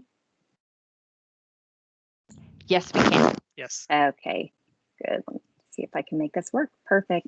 Well, I'm just so thrilled to be here today, and for many, many reasons, and I'm going to try and watch the clock because a lot of y'all know when I get riled up, I could go forever and not notice. But one, all of these pieces are interrelated. All of our organizations are interrelated. And so the more I learn, like Susan said, I love that I can learn every day, and we have to do this all together, cross-disciplinary, cross-organization. And I also love being on a panel with all women and being surrounded by people smarter than me. So just to dig in, so the way that I'm going to talk about SDG 4 today is around the foundational need for internet and connectivity to bridge the digital divide to improve highest quality of education. So just quickly about the North Texas Innovation Alliance, and I'm actually the co-founder of both the Dallas Innovation Alliance, which was founded in 2015, and the North Texas Innovation Alliance, which we launched last year. And to Sarah's point earlier, our overall mission is small and attainable. We should be done in 2 months, but it's to create the most connected, smart, and resilient region in the country. And so how do we define smart? Because that definition is highly ubiquitous and is used differently all over the country and the world. So we look at a smart region or a smart city as one that finds that intersection and that sweet spot between technology, community, and data to solve problems in new ways, thereby creating economic growth, improved quality of life, and resource efficiencies. So we really try and look with a people-first lens, but how do we basically use tools we didn't have 5, 10, 15, 20 years ago to get to those solutions more quickly? And so in 2020, obviously an interesting year to launch a new organization, but there were certainly benefits to launching in the middle of the pandemic in that it provided a convening kind of a safe space for municipalities and agencies around the region to come together and ask questions kind of real time and get some best practices and learnings from each other. But we spent 2020 really looking at how do we try not to boil the ocean, but maybe boil the Great Lakes is kind of where we're at right now. So if we look at the 6 areas of focus that the group came up with to focus on in 2021 and 2022, you'll notice that digital inclusion, infrastructure, and connectivity was in the top 2, and really looking at that as the foundation for nearly everything that we want to accomplish and we think can help serve the region. As all of you in, particularly in the public sector know, procurement and financial models are enormous challenges and add time and cost to these large projects that are really critical. So looking at how can those be looked at and executed differently or in new ways. How do we look at economic development and innovation? And that includes workforce training and the education system. And we're looking at it from K through adulthood. So all sectors of education. Transportation mobility, digitalization and process efficiencies, which COVID obviously accelerated the move toward remote, both from an employment standpoint, but also how do we engage with residents? How do they get the information they need? And obviously with the digital divide in place, those tools don't work for everyone.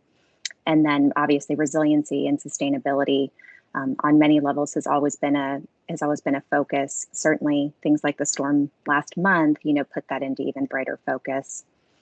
So, and I'll make sure these slides are shared, but just to use COVID as a bookmark, this time last year, we really looked at, what is it going to take to solve the problems that we didn't know we had? So what did COVID bring spotlight to that we want to continue to be a focus as we come out of the pandemic and as we look to the recovery period?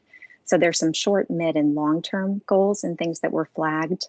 And I list these because as we look toward the SDG goals or the SDGs, we'll see that really all of these cross all of them, right? You can't focus on one without looking at many, and we've heard that a lot today. And so when we think about digital divide, we've known it exists for a long time. I'm choosing to look at the last year as a silver lining in terms of the spotlight and the acceleration at all levels of government and all communities that have been placed toward closing this. But really, when we look at access to the internet as being access to all kinds of services which impact many of these SDGs and getting where we want to go. So a few that of the societal impacts that are impacted by not having access to internet. One is obviously education. We're going to focus on that today. Economic development, and that's also economic mobility and getting trained up for the future workforce. Provision of city and social services. Health, telehealth obviously being a major emerging trend that improves access in health deserts. Equity and economic mobility, data. As we all know, if you can't measure it, you can't manage it or improve it. I think that's a Peter Drucker quote. And then for all of y'all at the university level, obviously R&D activity is greatly hindered without access to colleagues, to data, to management systems, to software. And I would just say too that speaking with some friends of mine in the university system and the high school system, they talked about one of the biggest gaps for them during remote learning has actually been completion of labs, which just is something that hadn't occurred to me. And so how were they converting those credits and that experiential learning into a digital format so that this can be completed and these kids could move on? And so I think there's a lot of ways that everyone has been forced to pivot in ways that I hope, that process of agile development can continue. But if we look at Texas and just a bit of diagnosis, of the problem, some of these statistics range from 2018 to 2021, just depending on the reports that we typically reference. Still, this is 2018. But when we look at the counties in Texas, if you'll notice, Dallas has 22% of households with children that are without broadband. Others, the major metros obviously have high percentages, as you would expect, with that density and high instances of poverty, obviously rural also. And so I think something interesting as we look to state and federal funding that's coming down the pike is how are we looking at how they're balancing investment in rural and urban communities. They both have extreme challenges, but obviously the approach is going to have to look different depending on what that density of land looks like. So by the numbers, just pulling out some snapshots from the research. Unfortunately, Dallas nationally has the 6th highest rate of unconnected households amongst large cities in the country, and that is not a place we want to be near the top of the list, but it is a starting point for us to work from. When we talk about the homework gap, so even before COVID and remote learning, there was a gap after school. Kids couldn't do their homework. Already, a lot of homework was being done online. And, the share of lower income Americans, this stat was really interesting to me, who rely only on their smartphone for going online has doubled since 2013. You would hope that that was starting to reverse from a trend perspective. But what we're really seeing, in my personally, my first exposure to what this really looked like was working with a young lady from Lincoln High School. And one day I walked in and she was clearly very, very stressed and furiously typing on her smartphone. And I asked her what was going on. And she said, I have to finish my college essay. The application's due tomorrow. And just the mere thought of how successful I would have been, in applying to colleges and trying to make sense of that on a smartphone screen was really stark to me. But that was really the first kind of proximal experience I had in what daily life and accomplishing daily tasks that we take for granted really looks like in a lot of our communities. So again, 60% of 8th graders have said that they need the internet for homework every day, and more than 50% of households in Dallas County in their least connected zip codes. Forgive me. More than 50% of households in Dallas counties, and these are lowest income zip codes, children lack a broadband subscription. And that's as of actually right before the shutdown, right before remote learning. And so we'll talk about some of the interventions and innovative ways that Dallas ISD and other districts in the region have approached this. So that number is obviously a lot lower, but those solutions, we'll look at how they continue. As you know, the Federal Reserve Bank has some brilliant minds over there, and one of the concepts that's commonly talked about is digital equity and digital inclusion. There are 3 legs of the stool that all have to be met in order to close this gap. One is access, and that's physically, does the infrastructure exist? The second is affordability. Can you afford it? And then literacy, obviously, is do you know how to use it? Do you make it a priority? And that's I would argue the toughest challenge to solve. It involves a lot of one-on-one communication, training. It involves a lot of trust in communities that have historically had trust diminish, with institutions. And so, on the left, kind of this field of dreams concept of if you build it, they still may not come. So you can invest a lot of money in infrastructure, but if you can't afford the plan, you don't know how to use the plan, and you don't know how much it's going to improve your life and your access, that the money is moot or putting that infrastructure in. So we have to look at all 3 of these tactics. And so, I've included some examples in this presentation. that address different pieces of the stool and to kind of look at how are they all integrated into trying to take care of the big picture from an education standpoint. So forgive me. So one of our initiatives through the Dallas Innovation Alliance we've been working on for a couple of years is called the Mobile Learning Lab. And this was really in recognition pre-COVID of that homework gap in a lot of communities not having Wi-Fi at home. So the whole concept was to retrofit this old school bus into a classroom that has a giant, very strong Wi-Fi hotspot. And we would park in these underconnected communities during the day and then bring in programming and homework support in the afternoons and the after school hours to provide both STEAM enrichment activities as well, again, as providing that extra help on homework. And so we've had a lot of fun, and I would just want to give a shout out to DISD trustee Ben Mackey, because this was his bus that he graciously donated and is letting us use. And I thought how appropriate that a school board trustee is the one that's helping to make this a reality. So the goals of the program have talked about several of them, but really, what we always like to do at DIA is how do we find an innovative solution to a critical need that we're able to test quickly and see if we can fill those gaps. Solutions like the Mobile Learning Lab aren't meant to be a permanent solution, but we know that kids can't wait in terms of, we know that, third grade, sixth grade are years that we really dramatically lose kids from a learning loss standpoint. And so we, and certainly in STEAM, in sustainability interest, and aptitude. So really wanting to capture those audiences and see what we could do in the near term until kind of these larger infrastructural solutions are put in place. And COVID obviously meant that the kids couldn't be on the bus. We had to focus more on outdoor activities and PP, obviously, and working with our sites. But we think we have found ways to continue to serve kids at the beginning of the pandemic and now are still in socially distanced, but additional operational capacity. And on average, we serve about 300 kids per month in the 4 days a week we're on site. And then the second initiative I wanted to talk about, and I'm trying to keep myself on track here, is Internet for Dallas, is the Internet for All Coalition and Operation Connectivity, forgive me, was established at the beginning of the pandemic by a coalition of school districts and cities and nonprofit institutions in order to have every child connected to high-speed internet by January 2021. The mission is expanded to all households in Dallas have access to high-speed, reliable internet. These are just some examples of the folks that are members in Operation Connectivity and the Internet for All Coalition. You can see, again, the necessary nature of cross-sector partnership. And the way that they're also looking at this is what are the short, mid, and long-term strategies to make sure we're operating in parallel. The short term, as many of y'all are, I'm sure, familiar with, are the hotspot distribution, hotspot and laptops. And so in the quick term, make sure that connectivity exists and is accessible to students during remote learning, while looking at what are some of these additional components that negotiated subscriptions with internet service providers for plans in the home. How do we look at fixed broadband?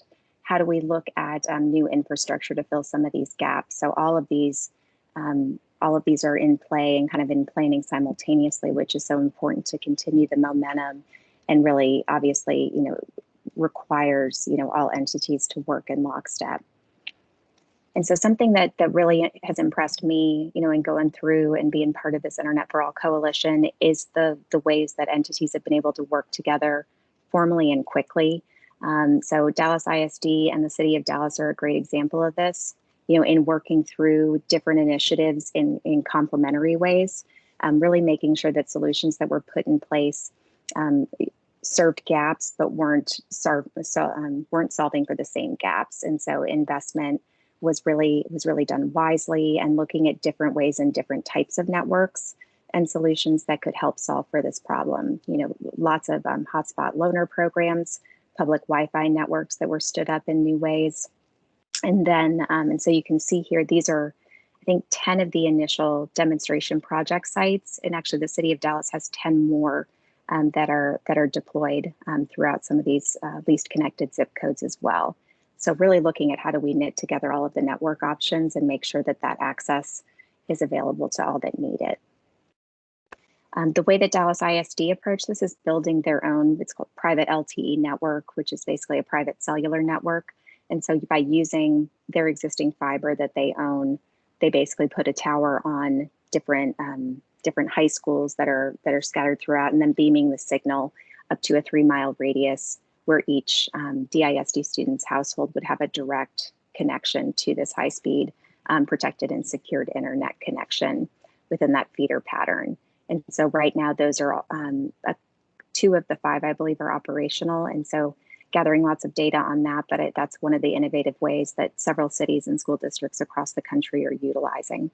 And so we're just really thrilled. And it also involved agreements, between the city and Dallas ISD regarding the right of way. So how do you streamline permitting? How do you streamline a lot of these elements that can often add time to these? And I've never seen projects like this move more quickly. So it's been really amazing to see.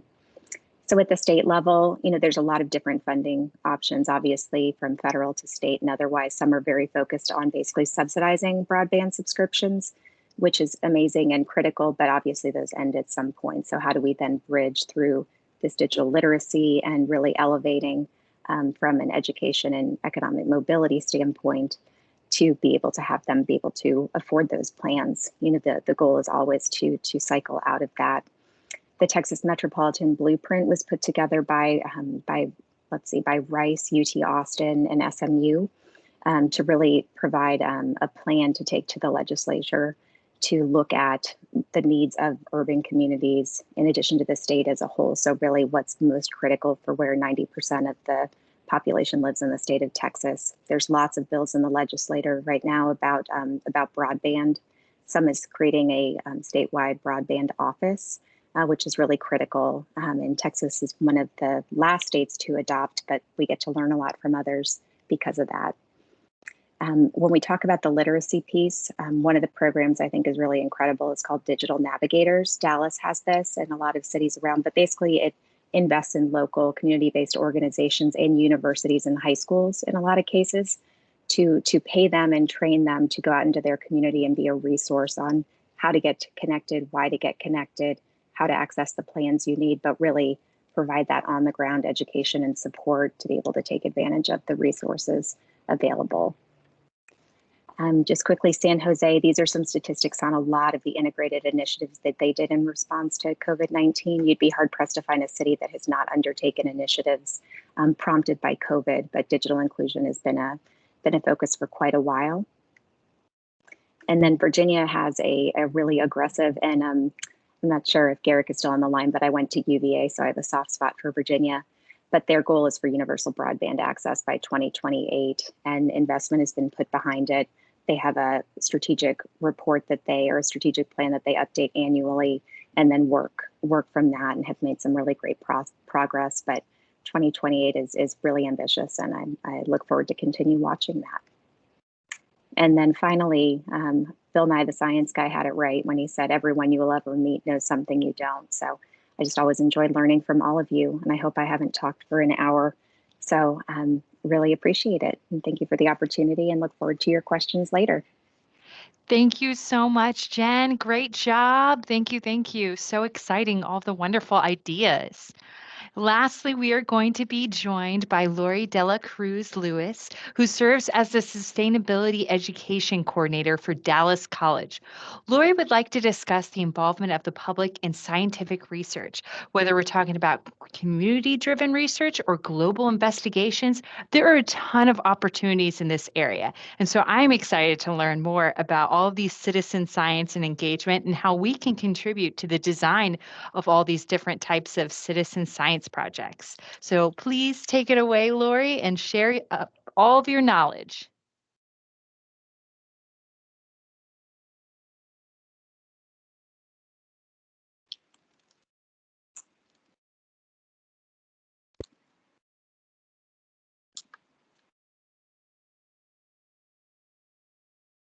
Lori, you're muted.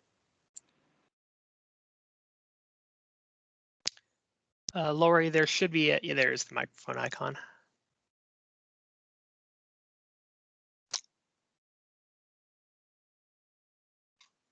Give me just a sec. Let me try something real quick. While he's working on that, I'm just going to put a bug out there, remember to add those questions. I haven't seen any questions just yet, so don't forget to ask us what's going on. Let us know what you think in the chat box as well. Or we're going to instigate an interpretive dance. If you're offering, Jen. Sorry, Okay, Lori, I real think quick. I've got it. Okay, yes, ma'am. We hear you now. Thank you. Fabulous. There had to be one of the afternoon, so I'm glad I could do that for everyone. As I was starting to say, Dallas College kind of backed into this whole citizen science and quality education project. When we very first got sent home, more than a year ago now, we were looking for something to get our students out of the house, thinking that we would only be at home for a couple of months, probably till the end of the semester. Everybody was freaking out. So faculty were kind of looking for some sustainability projects for their students to do. And we were like, well, citizen science is all about sustainability. So we started doing a bunch of research on what kind of citizen science projects that our students could just download an app and go and have it possibly be part of a class project.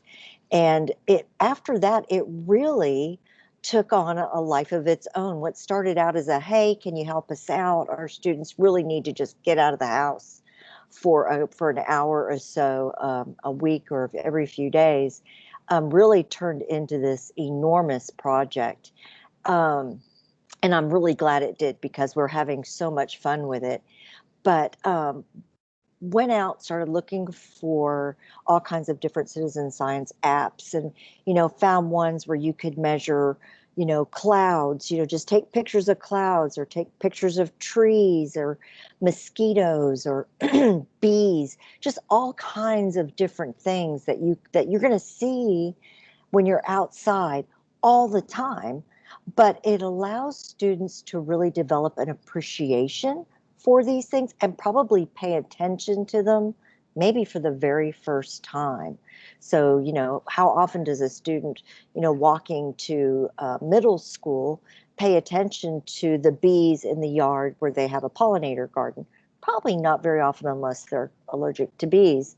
But this was really an opportunity for us to get students to slow down, take a deep breath, and really look around and add to scientific research at the same time. The fact that they were having fun was really the most important thing at first.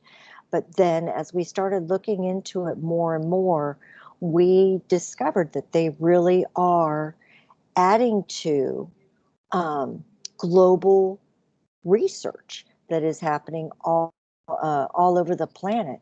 So in our research, we found some really, really excellent apps.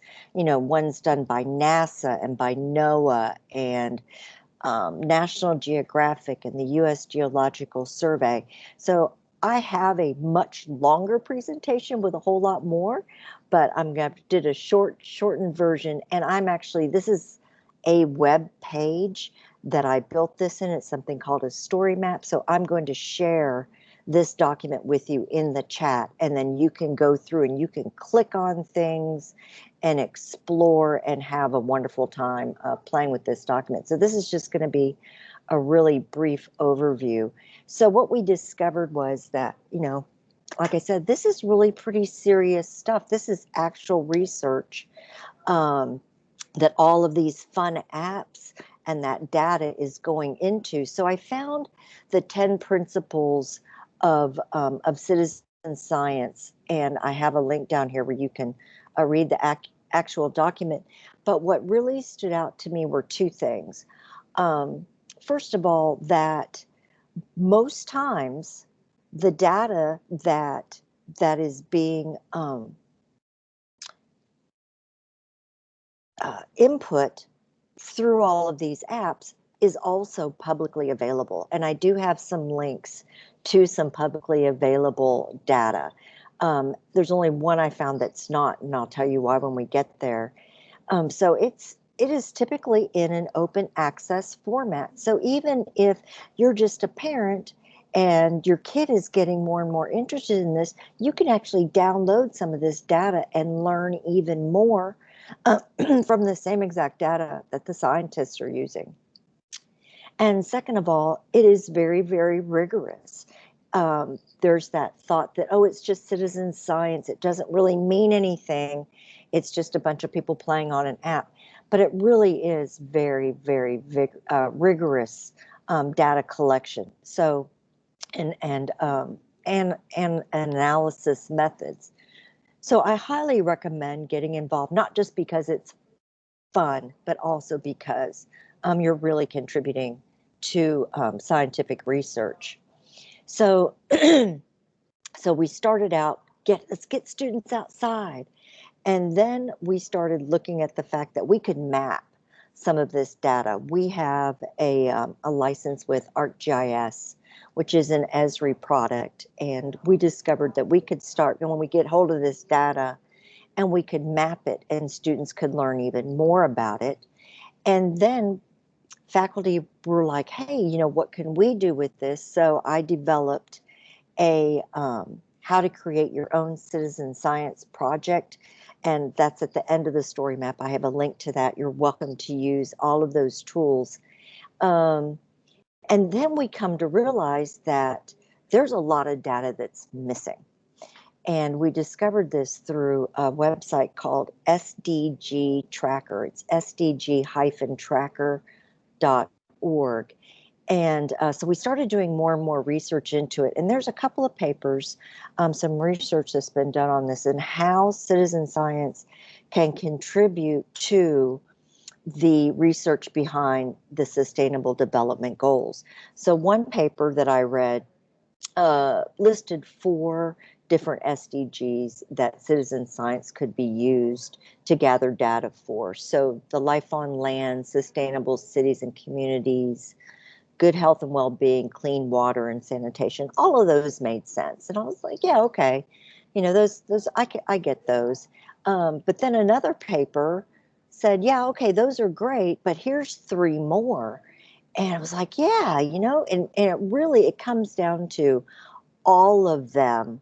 You can build a citizen science project around all of these. When I did a workshop a couple of weeks ago, one of the professors who was on that, I asked, you know, what kind of things are you guys going to do with these tools? And one of the faculty said, well, I'm going to have my students map out microaggressions that they experience as they're moving around their community. And I was just blown away that they are really starting to think big with this data collection tools that they have at their disposal. So so we're like, okay, we really need to get to ramp up some of these collection tools and help faculty develop their own. So we were looking at, you know, what kinds of data collection can they do? Is it direct data collection, primary data where you're out and you're actually collecting it, or could it be supplementary data where you are analyzing the data that's already been accumulated? But the further we dug, the more interesting it really became. So, you know, typically when scientists were measuring, of course, it wasn't the SDGs, but just any kind of, health and wellness, or water and sanitation, or hunger, or poverty, it typically came from government offices and from international organizations, from the Census Bureau, things like that. But with all these new tools that we have, citizens can really add a lot of value, because often citizens are going to see things in their own communities that the government isn't going to see, or an international organization is not going to see. So you not only have people on the ground in their own communities, so you have citizen-generated data, but you also now have satellite data that when you marry those two together, makes it really, really robust. And you have that spatial data aspect to the data where you're identifying where something is happening and who it's happening to. And that just rounds out the entire concept of citizen science and the data being used in research. And then this graph really builds out how important this is. It takes it from, you know, the value of citizen science from 5 different areas, you know, like the spatial aspect and the themes and the temporal aspects. What time frame did these things happen in? And just keeps building out and makes that data more accessible and more accurate. So it just keeps building upon itself. It really is a fabulous opportunity. So who can participate? And this is what's so amazing about citizen science, is that anybody, any age can participate in citizen science. It can go from kindergarten, you know, or even pre-kindergarten, all the way up through adulthood. All you have to have is a sense of wonder and a sense of wanting to learn more. I don't think that most people who do this, and this is my perception, that they realize that all this data that they're collecting is actually being used by scientists. I think they're just out having fun. So this is just a bonus. So let me show you a couple tools that are very, very popular. Most people who are in the environmental area are familiar with iNaturalist. But iNaturalist also has a fantastic database that you can go and see. This is a screenshot that I took a couple of months ago, but it also allows you to record sounds, upload photographs, and then, like I said, the where, you know, here is where exactly in California that this bird, the varied thrush, was seen, exactly where, and they also recorded the sound of it. So it really makes it a robust experience when you're looking through this. So you can go to this observation site and see just the latest 4 or 5 things that were uploaded just in the last few hours. There's also lots of video tutorials and a new teacher's guide that's available. So if you're a K through 12 teacher, or even a higher education faculty, you might find these useful. So I know that a lot of our campuses do a BioBlitz every spring, and I really can't wait until we can all get back out and do that again. But here's the great thing: all of this stuff that's all of the data, it's open data, and this is just I set up a project for Mountain View when I was based there a few years ago, and you can actually go and find the data and you can download it. So all of that is open data. Now, if you have a younger child who iNaturalist might be a little bit too complicated, they do make a version for younger participants called Seek. It is much simpler. It still gets the same, really the most important data, but it is for the younger user. Another one that I just absolutely love is developed by NASA, and this one you can measure the clouds. You're just taking pictures of clouds. That's all it is just looking up and taking pictures of clouds. And it tells you when a satellite is directly over you, so that you have that correlation. So there's a lot of different things happening all at once to make that the most accurate information.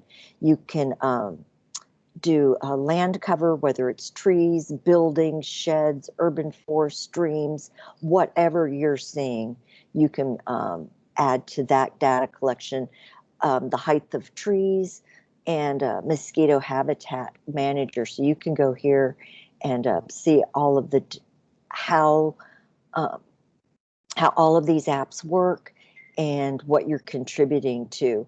It also has an open data aspect to it. So you can visualize the data, and I'm not going to open this, but when I give you this link, if you'll just click on this little icon right here, it'll open up another tab on your browser, and it'll take you to this fabulous visualization tool. And then you can also, there is a site on how to download the data, and then there is an advanced data access tool. So this is all from NASA, stuff that has been collected all over the world that you have absolute access to. There's it was new back in September, a teacher online training that you can do. And there's also resources for family members, for parents who are still trying to teach their kids at home. So another one that was really, really interesting is called the NOAA Crowd Mag. This one, you just turn it on, put it in your pocket, and you go about your day, whether you're skateboarding, you're out taking a hike, you're riding your bike, and you are taking measurements of the Earth's magnetic fields in real time. And that data is not open. It is not available because that data is used in navigation systems. But you are still contributing. There's a fabulous video on how it works and why they're collecting it the way they are. But you're just crowdsourcing all of this data, and you can earn badges. So I know for a lot of the younger students, millennials even, really like earning badges, so they can do that. MPing was really, really interesting. This, I don't remember if it's open or not. We'll scroll down and see. But this one tells you what the weather is. All you have to do is walk outside and take a picture of the weather at your house right this very second. It is, and unfortunately, this is not typically when I scroll up to this, you'll see where it's raining and where it's snowing in the United States, where there's hail, and you can look at the legend, and that's, I think I'm buffering, so it's not going to show up. But please check this out. It is really, really a lot of fun to do, because satellites can't see what's happening underneath cloud cover. So you are helping out the satellites know where you are, and then you can tell it what's happening underneath the clouds. And yes, so there are lots and lots of NOAA data sets available that you can download. This was just released last year in time for Earth Day. It's called the Earth Challenge. This was done by the Earth Day organization and the State Department, the U.S. State Department. And so they are tracking plastic pollution, air quality, the bee population, and the food supply all in one app. It has 4 different sections to it. So there's lots of tracking on here that you can download this data. If you zoom in on this, you will see little blue dots all over the maps, and those are all litter cleanups that have been done, and it tells you exactly how many pieces of litter was collected and what date. Again, that's open data that you can download. Air quality, that is also open data. The bee population, oh, I don't know what happened to that image. That's kind of cool. That's not supposed to look like that.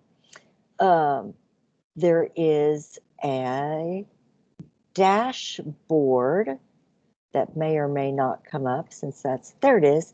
So that is a living dashboard that is updated in real time, that is tracking the bee population. And there's also open data for the mosquito populations.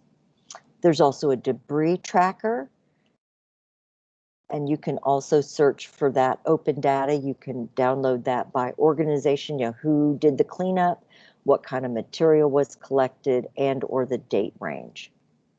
So all of that is open data.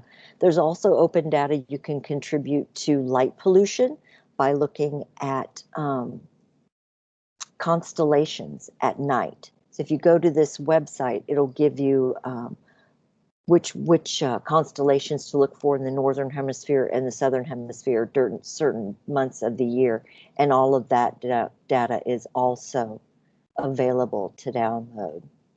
And then if you're inside, if you want your youngster to do citizen science on an iPad, you can identify coral reefs in a gamified manner using an iPad, where you are teaching a satellite how to recognize coral reefs from the air. So you are actually training machine learning teaching them a satellite to recognize what things are. You can also contribute to the U.S. Geological Survey mapping system and earn badges. And you can do humanitarian mapping, and I'm running out of time. So I just wanted you can explore all of these things. And there are lots of others. I mean, there is no limit to what kind of citizen science you can do. So my questions to you are, what do you want to explore? What do you want to know more about? And if you could make your own citizen science project, what would it be? So thank you very much, and I will put the link to this in the chat. Great. Yeah, we have someone that was asking where they could find all of these great citizen science activities. So I think everyone's probably going to be perusing through your story map to try and figure out which one is most fun to them, because there's a lot of options. So thank you so much, Lori, for that. We're going to go ahead and jump in. We really only got one question, so time is ticking. If you want to ask a question to these great panelists, please put that in the chat bar now. First off, we're going to start off with one that we got for Jen. So Jen, if you can sign back on. And the question goes, it was asked by Augustus Ruby, how could America ever get away from monopolized private internet service and get to internet access as an actual utility like water, sewage, and households? That's a loaded question. We may need a whole session to talk that one through, but one suggestion I would make, which was my Bible when we started digging into this. There's a woman at Harvard who's brilliant named Susan Crawford. She wrote a book called Fiber. It's literally the one word title, but she talks a lot about how, this expansion in this infrastructure directly mirrors electrification when utilities were going in, and how that where it went first, where it went last, and what kind of nudges were necessary to really get it rolled out across the country. It's a little bit different. In terms of it being a basic utility, that's kind of a state by state situation that's being looked at. Some utilities commissions have done a much, have made it more of a public utility.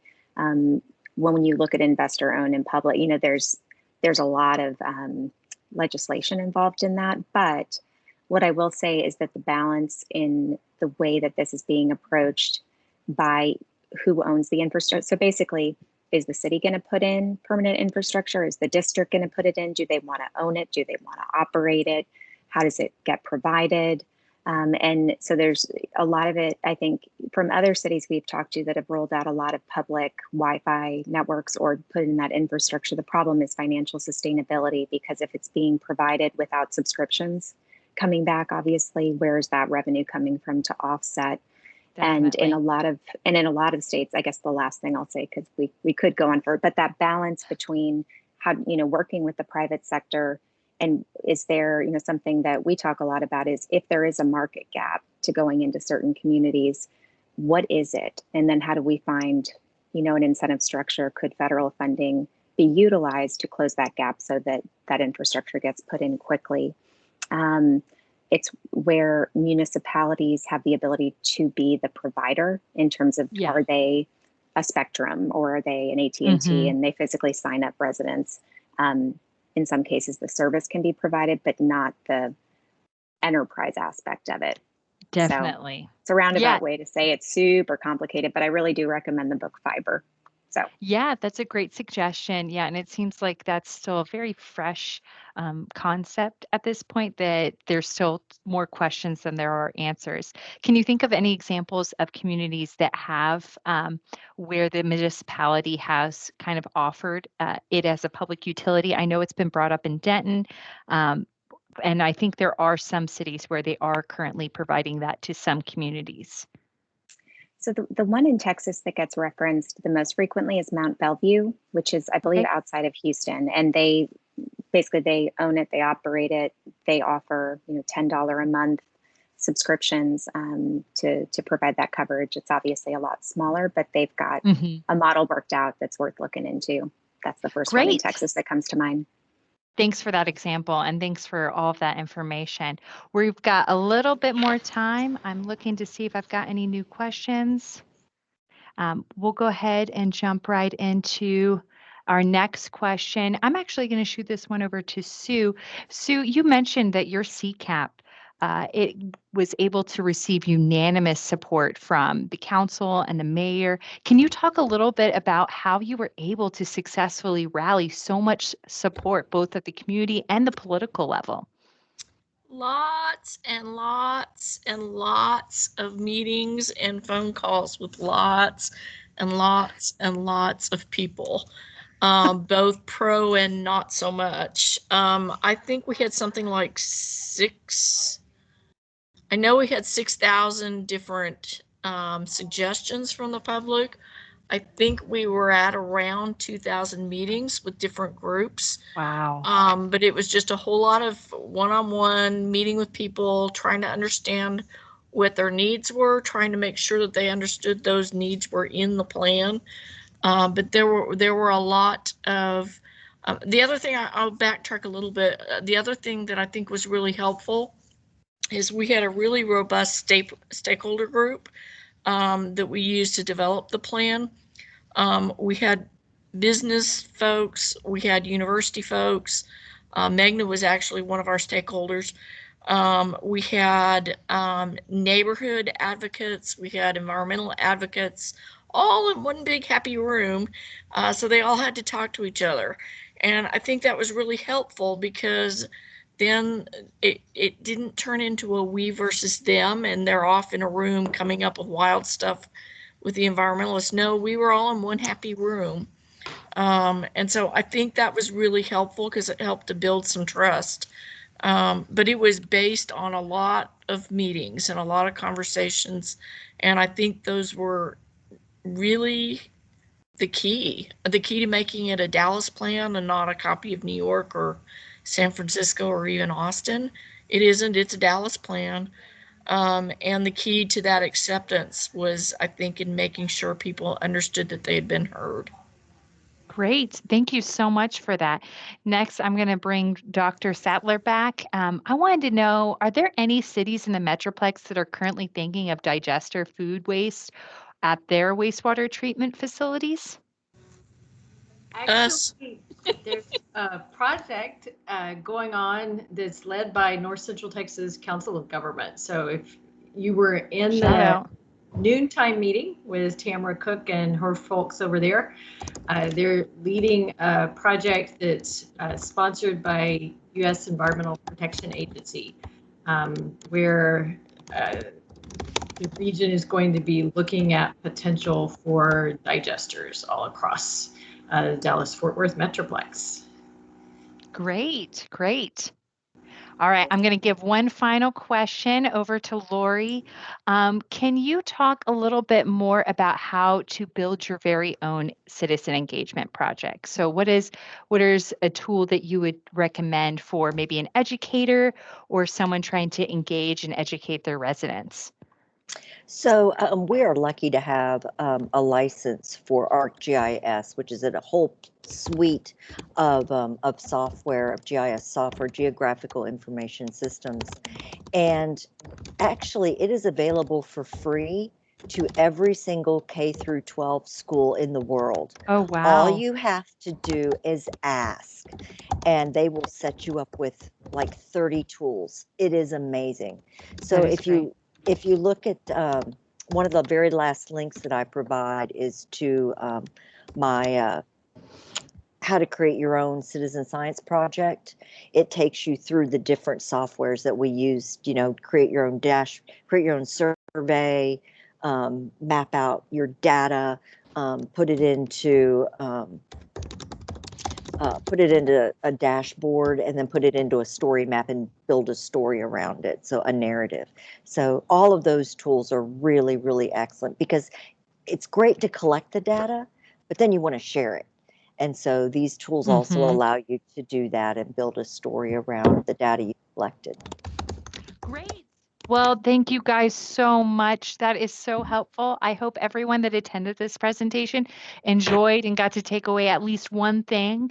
I am going to ask one last favor of you. If you could, please fill out the survey that Meghna shared earlier. I just resent out the link so that way, because if it got lost in the chat bar, you guys can find it again.